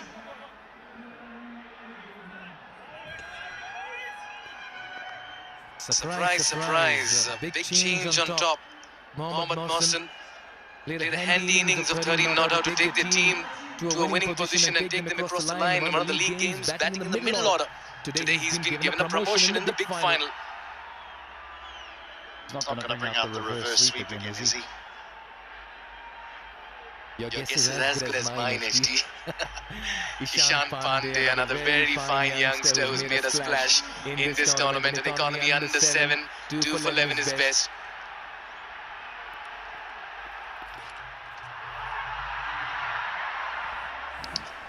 It's been given to left-handed batters in the middle and the off-spinner. Matchups, Mr. HD. The most used phrase or word appear in the commentary box. Does he think he got a little glove on that? Wide in the end.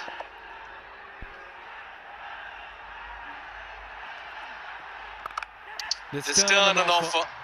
You could see that turn the bit as well. Encouraging signs if you're a spinner.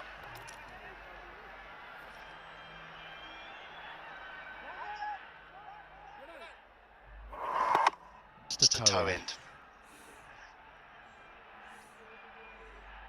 It's got a good pair of hands. Ballon.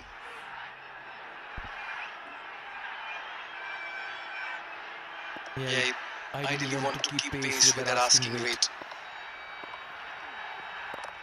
He's bowling well. Needs to be careful here, Mohsin.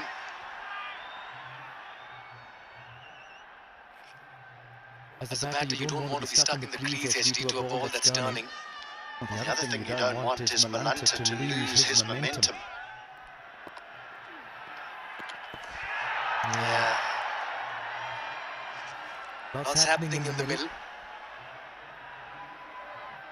There is turn. And it just holds and bites, doesn't it? In the pitch.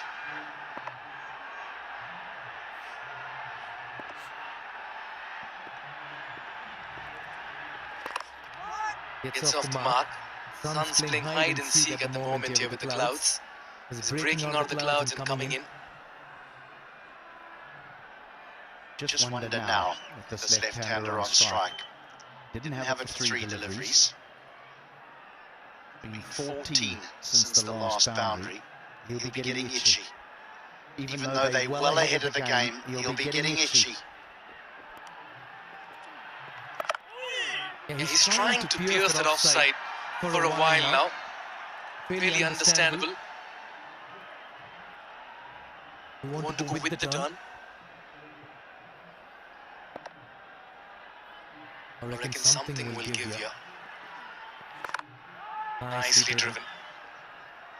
Another very tidy over. Only 4 runs coming off it. That's to play for the Royals in the first 6 overs. One of the best power plays in the tournament. Should I say second best overall. And then a wicket of Asif and things have gone a little quiet. Time since the last boundary, 16 deliveries. You need a couple of Manhattans if you're in the JanakpurBolts. Scotsman, Brandon McMullen, with his little seamers. So they're just not willing to risk the left-arm spin of Zabe against the left-handed Malanta. 7 bowlers used now.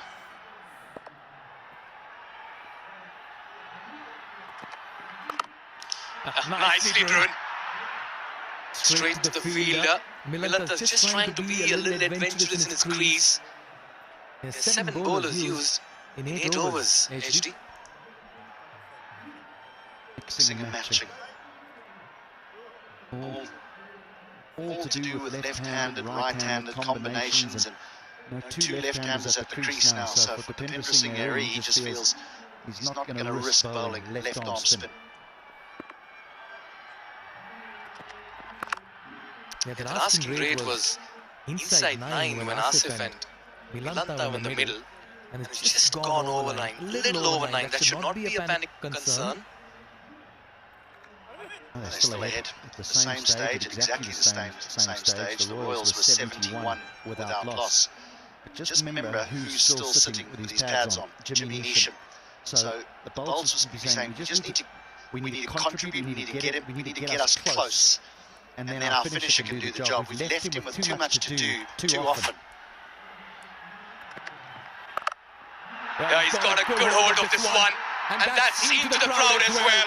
That's Milanta in his zone, and he's building the ball extremely well this afternoon.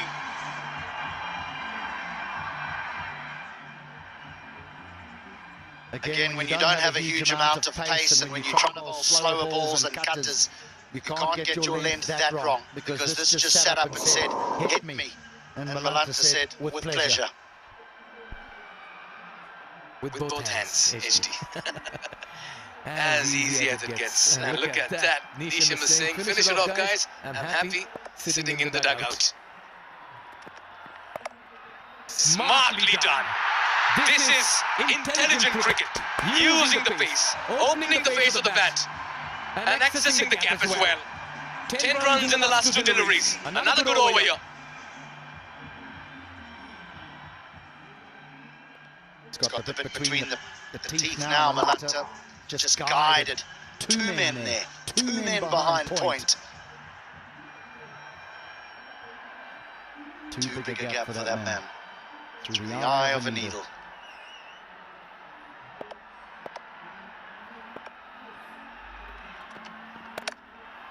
They're just trying to derail the concentration of the bowler as well, trying to pull out a switch hit and then aborting that shot at the very end and playing your conventional cricket. Milanta is just playing a very fine brand of fearless and creative cricket in the middle.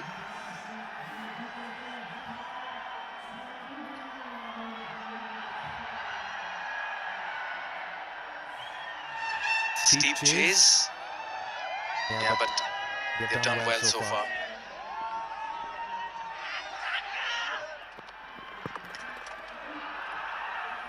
13 runs of over number 9, another productive one here for the Bolts. They're driving it around Nepal and this ground. Who would walk away with a beautiful Amora? Jeko. What an innings this man has played. He looks strong, looks good, reaches another 50. He got one in the very first game for the Bolts, and now in the final. The dugout stands up in admiration and adoration, and Milanta has been a picture of focus and concentration in the middle.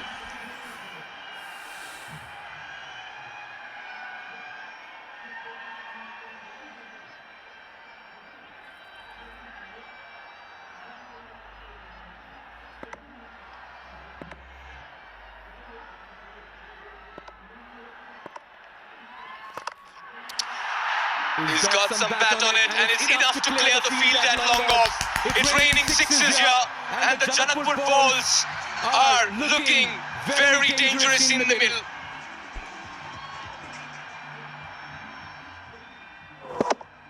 Sudurpaschimroyals Bank 6 sent in to do this job, Mosen.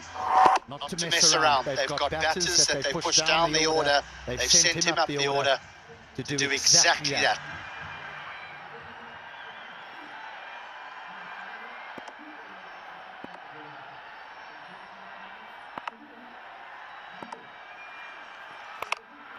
Yeah, drags his shot. Yeah, ideally. He's been sent for the role as rightly pointed out, HD. So far he's done well. Can't believe this, really. The Bolts have stumbled their way into this final. They've looked quite incredible today from about over 12 onwards. With the ball, they were put to the sword early on, but then they fought their way back. Now with the bat, those who lit up the competition in the opening few games and then went quiet, will they back again?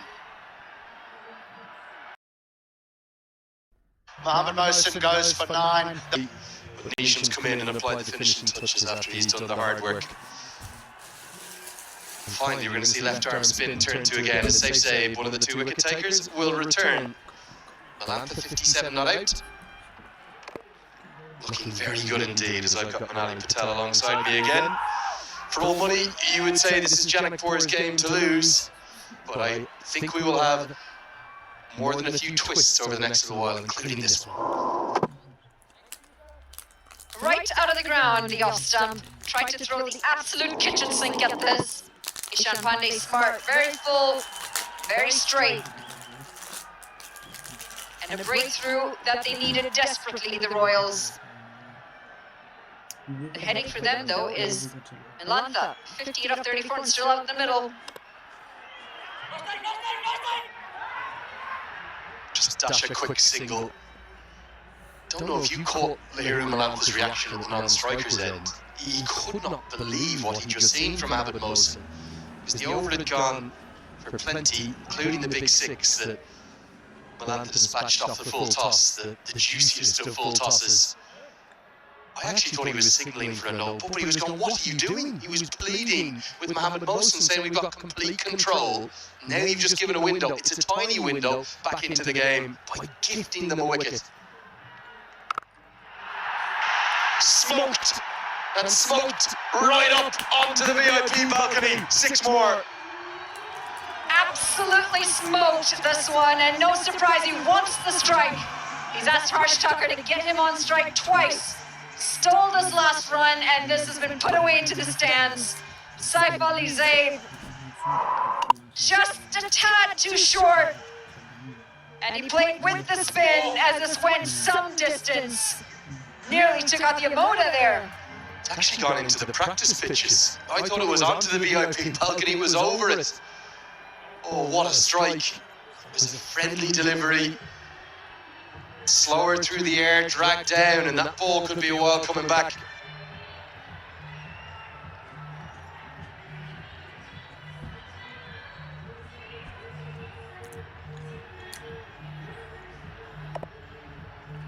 Pressure, big pressure on Zaid. Surprised that delivery was bold because the DJ didn't notice the ball coming back and the tunes have just kept going.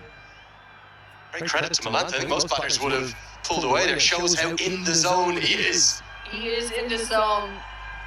Absolutely in the zone. I mean, everything's coming right out of the middle of the bat.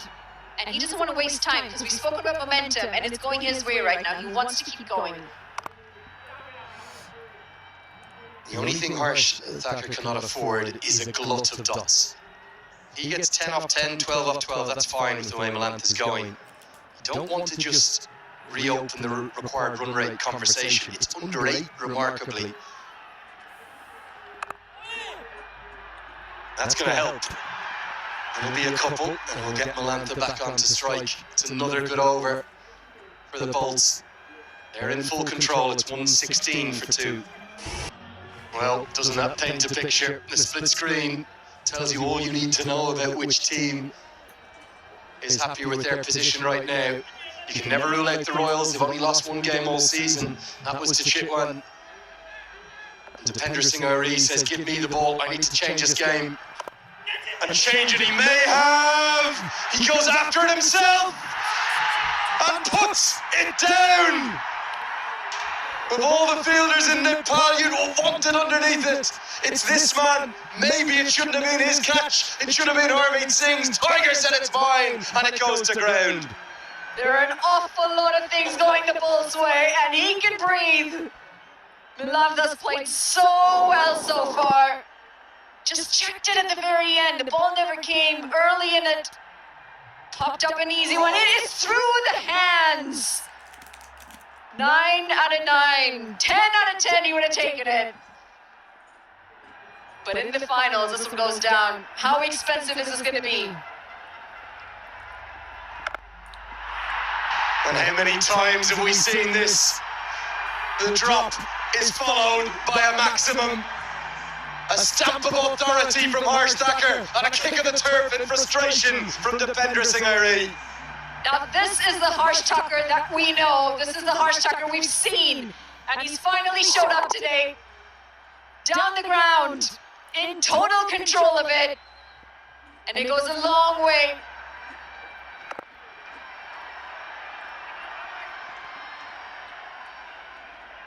These are, by a distance, the most difficult catches you'll take in cricket. Running over your shoulder. Add into that the fact that he is the bowler himself. There's almost nobody in the world who's going to get there off his own bowling like Depender Singh Ari did. I thought Harmeet Singh had a real chance in it, but having done all the hard work by his standards, he'll be disappointed it burst through his fingers. Is that the match? Is that the game-changing moment? Has the trophy slipped through Irie's hands? This is intelligent batting from the two. They got the 6, they're rotating the strike, but they're working the gaps at the moment. And he's really channeled in right now. Lahiri Malanta, 67 off 38 deliveries.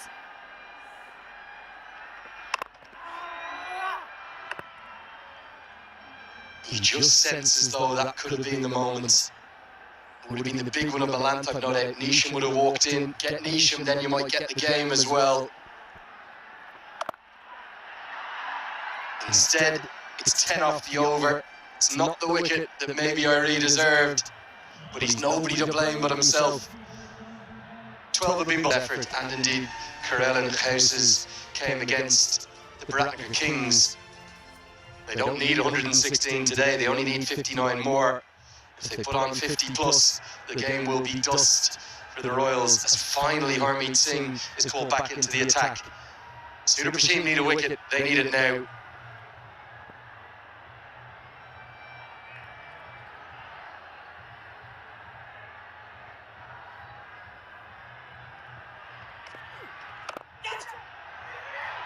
So nearly they get it, just didn't carry. That's not a chance. Falls maybe a yard and a half in front of Depender Singh Arena. This is in the previous over. I can promise you there's probably not another bowler in the world who would have got there off his own bowling. He's made, what, 20 yards, 25. But ultimately it went to ground, and Malanta channels his inner Virat Kohli, those iconic shots from 2016, falling to his knees, not in celebration, but in relief.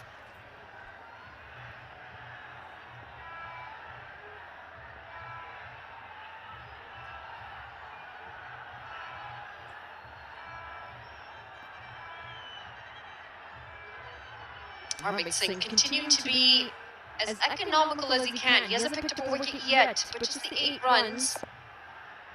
And in the grand scheme of things, he's been... I mean, how good has he been today?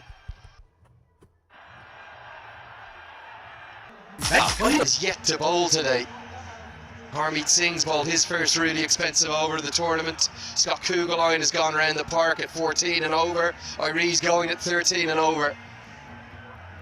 Right now, this is like a boxer staggering around the ring, not knowing which way to turn.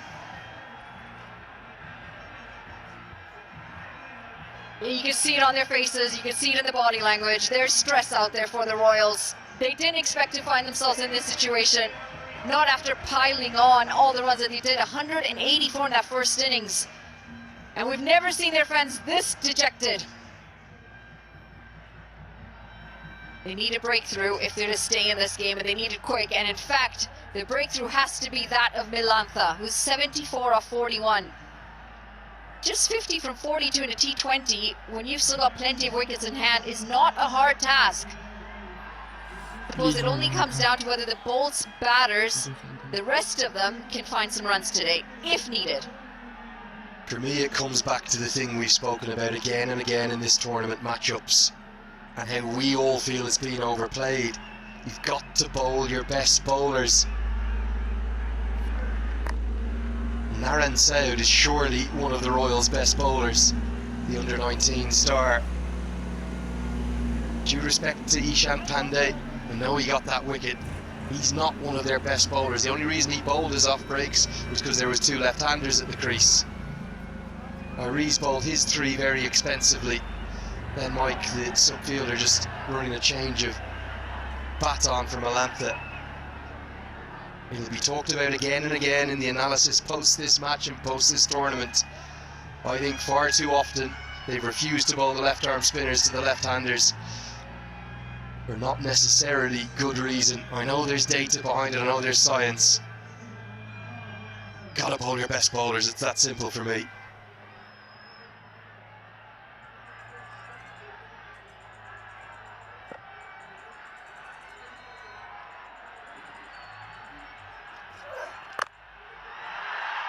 It's a clinic, it's an exhibition, it's a virtuoso left-handed performance for the Bolts, and this time it's not Jimmy Neesham, it's Lahiru Milantha. Absolute class, and the Bolts fans are on their feet. The hands to that ball, the eyes on the ball, the balance. Does it get any better than that? And he's picking the gaps as he wishes.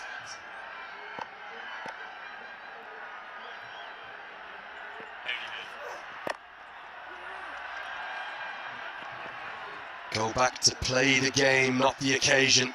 This cauldron, this amphitheatre, this historic ground, and the atmosphere that none of us who are here, whether up here, on the ground, or in the grass banks, or on the grass banks, it's got to them. Milantha's got his best score of the tournament. He started well, he may finish even better, just when it mattered most. Two sold-out crowds. Milantha has stood up tall for the Bolts.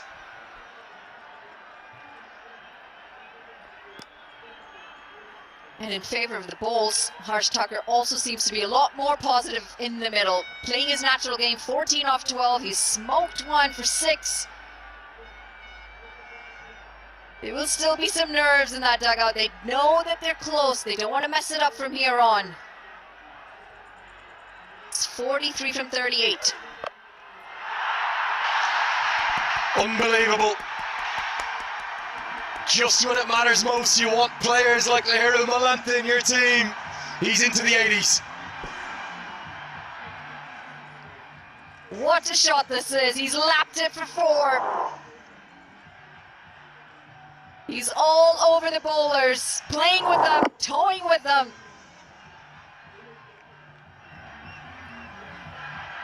There's no fielder in the deep. He knew he had a gap there, and he picks it perfectly. Now just 39 off 37.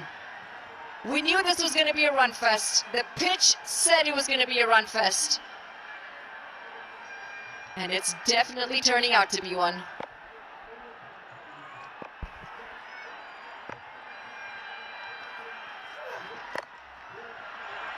Intelligent batting. Gets the boundary, gets the single, keeps the strike. The Bolts could cruise home from here. It's 147 for 2. End of the group stages, and even in those crunch playoff games, he just went missing a bit. But just when it's mattered most, how he has stood up. And he's now top of the charts. He will end as the leading run scorer. He'd love to have 300 plus next to his name. He would love the tournament's second century, ideally unbeaten, next to his name. He's been exceptional. He's guiding the Bolts home. And with all of that, he would love to pick up the trophy at the end of the tournament.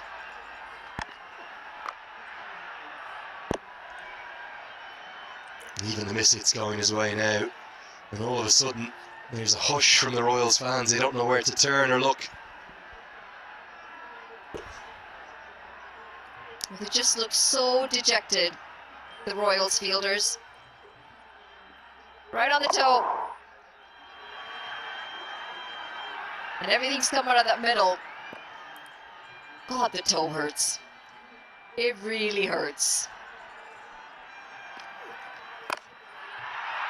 Chip towards long on. Put down! It's gone for 6 as well. And of all people, it's Brandon McMullen. It sums the Royals' day up. The cup has slipped through their hands. Harmeet Singh's going to be frustrated. One-handed, he had sliced it off the bat. He should have taken it. He was inside the rope as well. Instead, he chooses to volley it over. 6 runs picked up. This game is gone. It's gone for the Royals, unless something remarkable happens. They can literally knock it around and canter home in the 19th or the 20th now. Every small thing is gone against the Royals. I think they've panicked. And if you want to see the embodiment of panic there, it wasn't the easiest of chances. That trophy to his left. Don't think it's going to be heading west.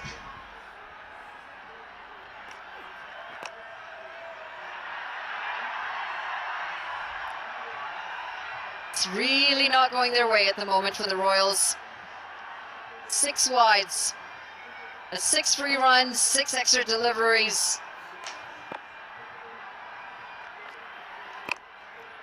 Both batters at the crease now dropped. Oh, we see incredible, sometimes ludicrous things at this ground. I cannot see how the Bolts lose it from here. They're in such control. Jimmy Neesham to come. Surely they would sail home from here, but cricket's a funny game.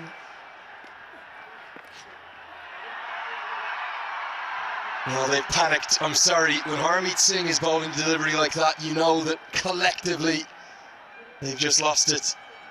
I think it's come off an edge, given his runs. But, well, that was a speculative piece of bowling, to say the least. Missing the radar. It's off the foot.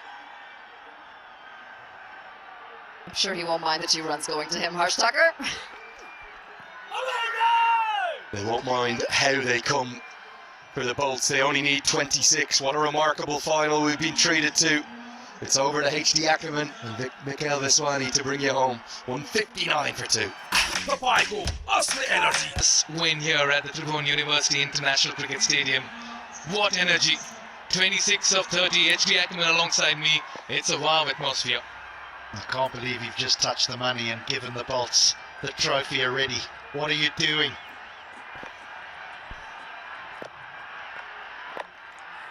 Yeah, this has been an innings of very high caliber and pedigree by Lahiru Milantha, HD. It has been crying out for someone when playing an innings like this to take control and take his team over the line. The only way back for the Royals is if he tries to entertain and the batters that follow try and entertain and throw it away in the process. Because it should be an absolute doddle from here. Just 5 and over. But what an innings it's been from Milantha. Yeah, they've just been struck by Bolts here. Slower delivery. Fine legs up in the circle. Harmeet Singh giving chase. That'll run away for a 4. The Bolts are having a whale of a time in the middle, inching closer to what will be something very special. And at the moment, nothing going the Royals' way. Isn't it amazing how everything that you've been so good at throughout the group stages, through the qualifiers, desert you in the final when it matters most. But that is the beauty of a final.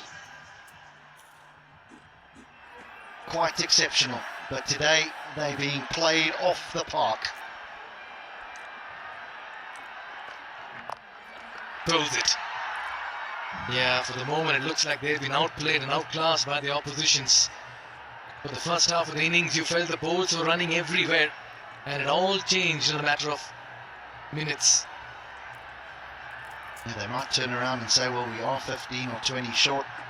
With the way that the Bolts have played, the way that Malanta has played, they might be 40 or 50 short. Because he's not even in 6th gear anymore. He's happy to knock it around for a single, the occasional 4. If they bowl a bad one, he hits you out the ground. It's been an exhibition of T20 batting.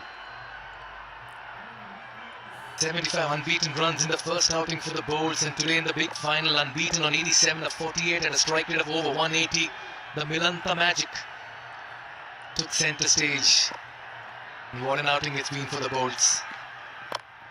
Oh, he's up edged this one. Soft dismissal to an innings that had so much of class laced in it. Milantha will have to walk back.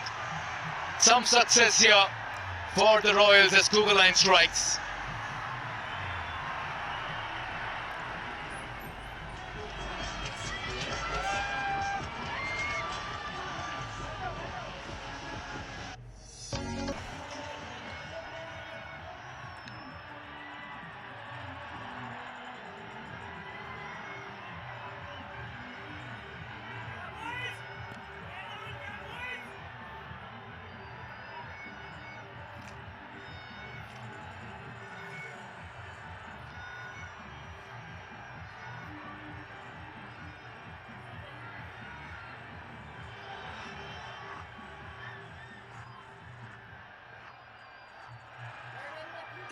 Bolts need 19 of 27 as Jimmy Neesham makes his way to the middle. He's done the heavy lifting all through this tournament, and once again he'll be eager to put up a tidy finish, apply the finishing touches and walk back victorious as champions. At the other end, Thakur once again has played a very, very mature innings. He's had a good tournament, hasn't he, Marsh Thakur? 24 from 17, but it's the wickets that he's contributed, some runs as well. Come on, Jimmy, entertain. Gets off the mark, and that's a shot of a man in good touch. Yeah, the fielders have been made to work this afternoon. Yeah, but a good break for Kugelheim and the Royals.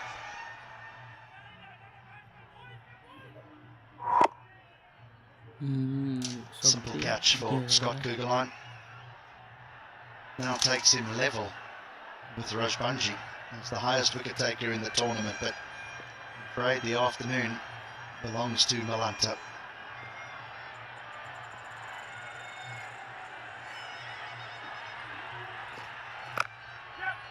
And that's what he'll do. He knows his job. Doesn't need to bring out the big hits. He just want to get home and celebrate. Big Jimmy Neesham nudging and nurdling their way to victory. I don't know so much. I think if a spinner bowls to him and he fancies it, he'll want to give these people that have come to this ground something to cheer about. Got to give it to the fans as well. The air is electric and excitement infectious as well. Not just today, all through the last 18 game days. A poor bowling. That'll be 5 wides again. Giving it away, the Royals at the moment. And Bolts are getting home without breaking a sweat at the moment.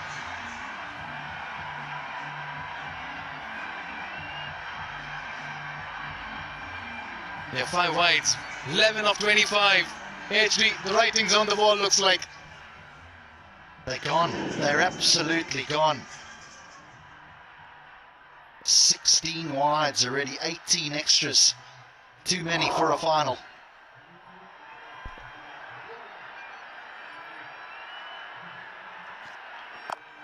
away. Straight to Harmeet Singh. Another expensive over here. 15 runs coming up over number 16. The Bolts need 11 and 24. It's 174 for 3. He's done enough, Jimmy Neesham, to get them to this position. It's up to the others now to win it. Bhupendra Singh Ari has Jimmy Neesham's number once more. But the big New Zealander has had a fabulous tournament, particularly with bat in hand. There's been some big, powerful strikes, and it's sad to see him go. Neesham goes for 4, the Bolts 176 for 4. First, the Bolts can reach home. Akash Tripathi walks out, and he knows his job as well.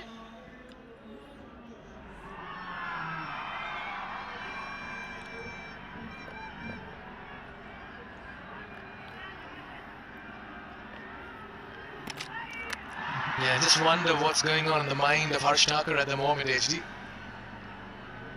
He's got a simple job. Simple job. He has to be there and finish it off for them.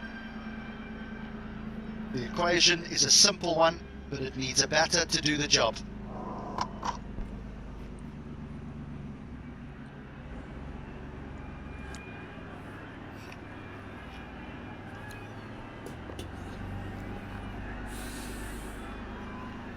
Yeah, that's more like it. That's in the gap as well. Work to do for the fielder. Does well to get around it and keep it to 2. Make that 7 now in 16. You can sense the buzz in the crowd at the moment. You can sense a feeling as well.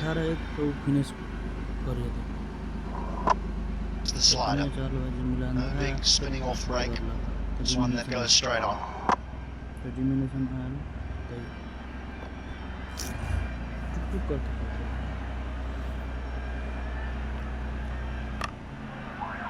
Yeah, you got to pitch it up rather.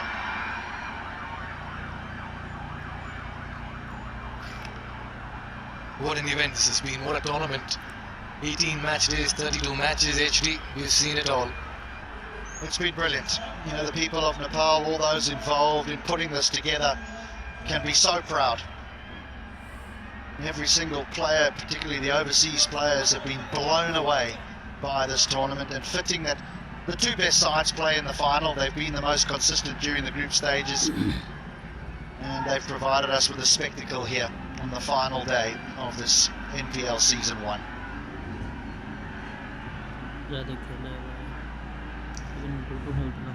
Yes, and a big shout out to everybody part of this magnificent festival here in Nepal. Season 1. The fans, the association, the stakeholders, the owners, the production, the camera persons, the curators. Everyone's played a little part in the huge success of what has been a global event.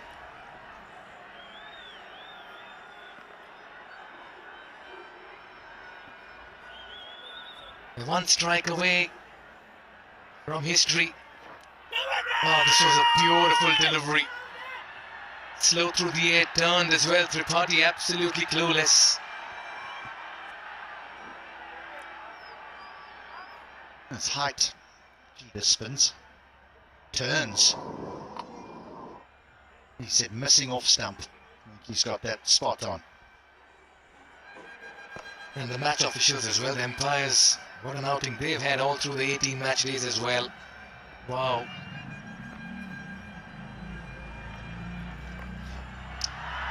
Nicely fielded. He's put his body behind the line. That would have been 4. Very lucky to get away Harmeet. Make that 5 and 12 now. 4 runs coming off 18th over. It's 180 for 4. A sight to behold. And I'll tell you what, Nepal's warm and welcoming people with infectious smiles and generous hospitality has made us all feel like guests in their homes. A big pat on the back for all the fans in Nepal Cricket HD. They've been the 12th man quite literally. Yeah, they've made the tournament. They have made the tournament. I know there's been a lot of hard work behind the scenes, but what has put this on the global map of cricketing tournaments has been the fans. Zeb to Tripathi. Yeah, they're trying everything at the moment. Just wonder how they're going to get these 5 runs from here. They'll want to do it in this over. They don't want to go into the last over needing 2 because, well, Can there be any more drama? Surely it gets finished in these 5 deliveries. Yeah, that's more like it. Get Thakur on strike. 4 in 10. The crowd's on their feet. Don't be surprised. The anticipation in the Bolts dugout as well. That's the Bolts army over there.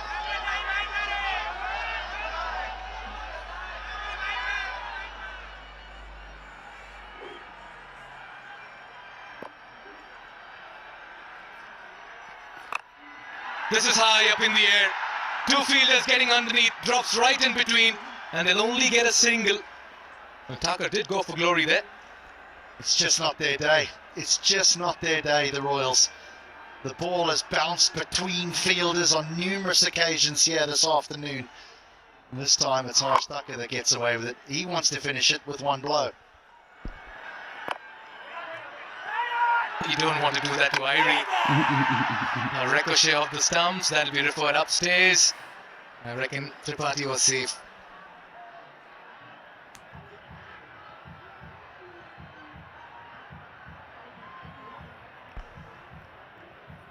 Harsh Thakur's done so well. He's probably just saying, what are you thinking? Oh, hello. Out. Oh, he's short. Out. He is surely short. Out. Bail off there. Surely the bail's off there. You take a single to Dipendra Singh Irie and your afternoon is finished. You dare running when Irie is there inside the 30-yard circle. How fast he generates space in the middle to inflict a run out as well. Tripathi has to walk back. The inevitable is delayed for the Bolts at the moment. He walks back for 2. It's 182 for 5.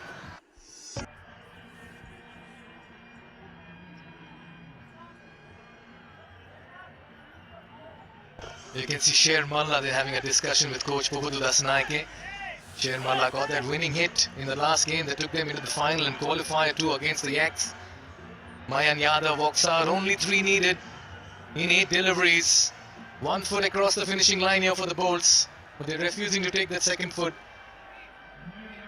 Yeah, there's some nervousness in the dugout, there's nerves in the middle.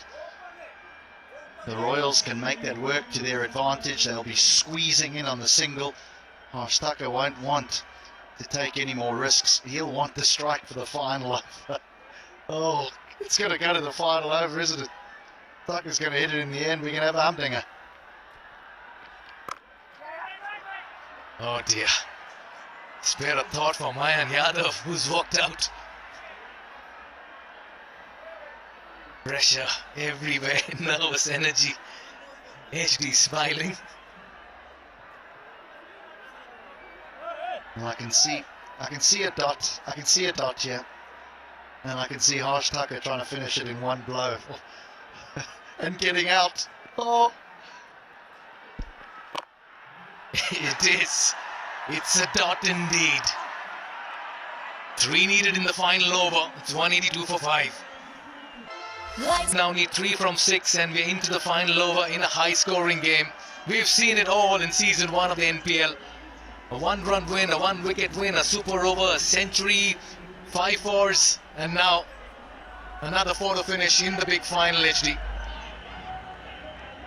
What about a wicket off the first ball here? Mikhail, Harsh Thakur is going to try and finish it in 1 shot. I'm telling you. And he could risk getting out. He could be a hero with 1 stroke. Yeah, no one can look, because who would have thought that we've got to the final over? Yeah, it was all looking so easy at one stage for the Bolts. Naren Saud has been asked to bowl the final over. He's the 8th bowling option here. They have a lot of options still left, but they go for Saud. He has 5 for 19, and he'll be bowling to Harsh Thakur. 1 strike away, the Bolts, from being crowned champions of NPL Season 1. All happening here. Here we go. Yeah, he gets a single. Make that 2 in 5. They're getting closer to a special moment here.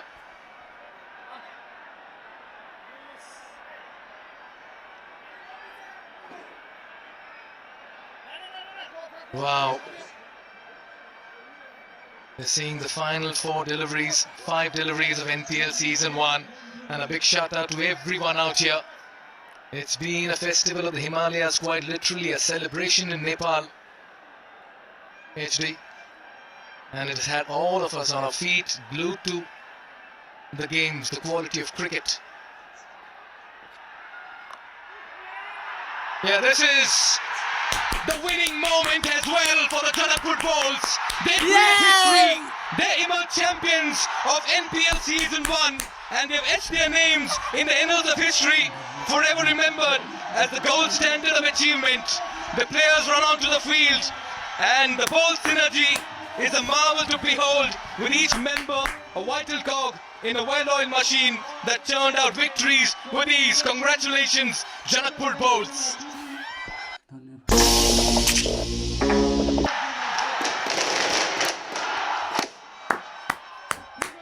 Came in as underdogs against a side that they had played twice and lost to twice comprehensively. For the first 10 overs, they were fetching leather, and many thought it was going to be one-way traffic. But they scrapped back, got themselves into the contest, and then a hero emerged. Lahiru Malanta playing an innings of high class, taking them then to the brink. And then the Canadian Harsh Tucker taking them over the line. We are seeing history unfold here at the Tribhuvan University International Cricket Stadium. And there you have it on the board. JanakpurBolts, champions of the inaugural edition of the Siddhartha Bank Nepal Premier League, powered by Ncell. Yes, they've been at the receiving end in the last couple of games. Yes, they've received the raw end of the stick as well, but they've shown immense character. It's been an absolute humdinger of a contest, and this is the winning moment. Gets a bit of the inside edge on that, but they took off and set off. And then that special second run, and you can see Thakur celebrating. The dugout erupted as well. They ran onto the field, and the fans went ballistic. And this is the moment that Mayan Yadav, Harsh Thakur and the JanakpurBolts will remember for a lifetime.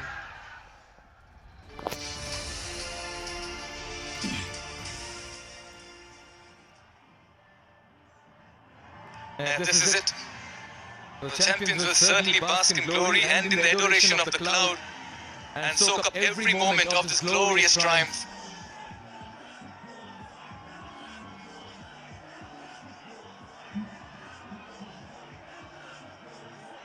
Not only a day for the JanakpurBolts to celebrate, spare a thought for that man Devendra Singh Airy, who had such a wonderful tournament with bat and with ball, has led his rod.